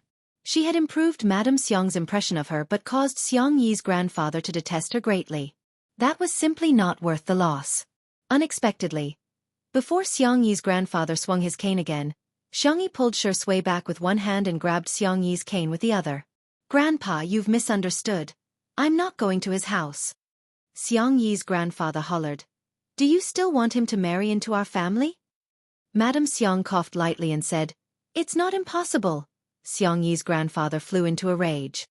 I don't agree to this marriage. He straightened his back and waited for Xiang Yi to promise him that she would draw a clear line between her and Xiang Yi. In the next second, Xiang Yi swallowed her saliva and ran away with Shui. The netizens were dumbfounded. Xiang Yi's grandfather was speechless. What? You want to elope? Chapter 340. Xiang Yi and Shui were running so fast that Li Jianyu and old Zhang chased after them for a long time but still couldn't catch up. Instead, they were exhausted. Oh my god, I can't take it anymore, I'm exhausted, Li Jianyu said, panting heavily. Old Zhang was carrying equipment that weighed dozens of kilograms and was so tired that he couldn't speak. Li Jianyu leaned in front of the camera and said, Hee, maybe you guys want to see the two of us continue the merry-go-round? The netizens were appalled. Ah, go away. You're so ugly. Shui Sister Yi, you're so beautiful. Director Li, you're so ugly. Sui, Perform a 360-degree Thomas spin for Daddy and I'll forgive you. Li Jianyu was quite good at controlling the situation. Amidst the laughter, he temporarily turned off the live stream. He muttered to himself, Daddy sure is indeed Daddy sure. He's able to turn the tables and show off. So what if I offend Xiang Yi? So what if I get beaten up? I got Sister Yi. On the other hand, after making sure that they were far enough away, Xiang Yi breathed a sigh of relief and said, You scared me to death, Grandpa is so fierce. She felt that if they didn't leave now, Grandpa would break Shui's legs. Shui ran with her for such a long distance, but his breathing was not irregular at all. In fact, he was even in the mood to tease her. Sister Yi hand. Xiang Yi hurriedly let go of his hand as if she had been electrocuted. Don't get me wrong, I'm just afraid that you'll get beaten up by Grandpa. Yes, I know. Meeting the man's smiling eyes, Xiang Yi suddenly had a feeling of discomfort. Ahem, I'll call Grandma and then we'll go pick up Xiao Naofu. Okay. Xiang Yi went to the side to make a call. Shui could vaguely hear her acting coquettishly. When she was acting coquettishly, her voice was gentle and soft, but it was sweet. However, when she returned to his side, she regained her composure and said, Grandma said that she would help me coax Grandpa. But then again, why do the two of them think that we're in love? The girl was confused. The actor who had caused the misunderstanding to deepen didn't change his expression. Maybe it's because my brother is too likable. Xiang Yi. Question mark. Don't you know that you have to make an appointment to go on a blind date with your brother during the new year? Xiang Yi. She was shocked. Shui. No, I'm no longer a fan. I'm not fit to be a fan. Is Shui that popular in the matchmaking market? No wonder Grandma liked him so much. She was curious. What does it feel like to go on a blind date? Is there really such a weirdo as described on the internet? Nan had previously shared a love gossip post with her, scolding those top-notch blind dates. Shui. Do you want to know? He chuckled softly. Next New Year, how about I give you a walk-in experience? Xiang Yi thought he was joking and said, It's not right to cut in line. Why don't I line up? Shui stopped in her tracks. Then, as if nothing had happened, she caught up with her. Okay, I'll call you when it's your turn. At the Logic Esports base. Xiang Yi and the rest arrived at 11 o'clock. Apart from Xiao Naofu, who was still alive and kicking, no one else had woken up. At this moment in the living room, Xiang Yi stared at the huge cat tree, the luxurious cat villa, and the rich cat playground and fell into deep thought. Did I treat Xiao Naofu too badly? Brother and the rest are too nice to Xiao Naofu. She somehow felt like a poor child who had gone to a rich relative's house to be pampered. Hearing the footsteps, Xiao Naofu turned around and wagged its tail excitedly before scurrying towards Xiang Yi. Oh, stupid woman. I want a hug. I want a kiss. All of a sudden, a pair of large hands grabbed the back of Xiao Naofu's neck and raised it in front of him, smiling lazily. Xiao Naofu, long time no see. Do you want a kiss with your brother? Get lost, damn it. Chapter 341. Shui's peach blossom eyes curved slightly as a playful smile flashed across his face. He leaned down and pretended to kiss Xiao Naofu. His pale thin lips were getting closer and closer to Xiao Naofu. Meow meow meow. Xiao Naofu stretched out its chubby paws and desperately blocked Shui's lips, not allowing him to get any closer. Shui's eyes flashed with a sinister light as he slowly retreated. Xiao Naofu breathed a sigh of relief. Woo-woo, this hoo-hoo has protected his innocence. Suddenly, Shui made a sound of surprise. Sister Yi, do you think Xiao Naofu is bald? Xiang Yi leaned over to take a closer look and said worriedly, It seems to be a little. The fur on the top of Xiao Naofu's head was obviously thinner than the rest of his body. Just how long has fourth brother been stroking me in these few days? Xiao Naofu's eyes widened as it raised its paws and rubbed its head. Did this hoo-hoo's fur really become thinner? Then wouldn't it become a bald tiger? Unexpectedly, what greeted it was a sudden kiss from Shui. With a soft pop sound, the man's lips were imprinted on Xiao Naofu's cheek. Xiao Naofu, rumble. The whole world began to collapse. It was as if it had been struck by lightning as it stared blankly at Shui. TSK, why are you shedding fur? Shui's lips curled into a devilish smile. It doesn't taste good at all when I kiss you. Xiao Naofu. Dog man. F***ck. You mother***cur, I'm going to bite you to death. It opened its mouth wide and revealed its sharp teeth, looking like it was going to fight Shui to the death. But in the next second, it fell into a warm and fragrant embrace. Xiao Naofu, don't bite. Xiangyi spoke in a tone like she was educating a child. Xiao Naofu pointed its paws at Shui. Awa. Awu. He kissed me. Dogman, he kissed me. Xiangyi understood what it meant. She coaxed it softly, Brother Shui kissed you because he likes you. Shui added fuel to the fire. Yes, I never kiss other people's kittens. Xiao Naofu was so angry that he lost his mind. Woof. Woof woof. He gradually turned into a dog. Li Jianyu and old Zhang, who were watching from the side, were about to go crazy with laughter. Xiangyi. Tong Tong, do you still remember that you are a little tiger? Which little tiger in the world would bark like a dog? Okay, don't be angry anymore. Our Xiao Naofu is the most obedient. Xiangyi paced back and forth with it in her arms, patiently coaxing it for a few minutes. Xiao Naofu sniffled and snuggled into Xiangyi's arms, rubbing its head against her cloud-like softness. Not far away, Shui's dark eyes suddenly narrowed. After Xiao Naofu whined and whined for a long time, fourth brother Xiangyu woke up. He washed up as fast as he could and didn't even have time to comb his hair. The first thing he did was to go downstairs to feed Xiao Naofu cat food. Seeing Xiangyu's figure, Li Jianyu motioned for old Zhang to start the live stream. The first scene of the live stream was the esports god's sleepy appearance with his hair standing on end. Sister. His voice was slightly hoarse as he had just woken up. Brother, I'm here to take Xiao Naofu home. Xiangyu was silent. He took Xiao Naofu from her arms and skillfully rubbed its head. He said coldly, changing environments often is not good for cats' mental health. The netizens in the live stream, I love Smog's look when he just woke up. Ha ha ha, Sameo Gu is rubbing the cat like he's making meatballs. Sameo Gu, without Xiao Naofu, it's not good for my mental health.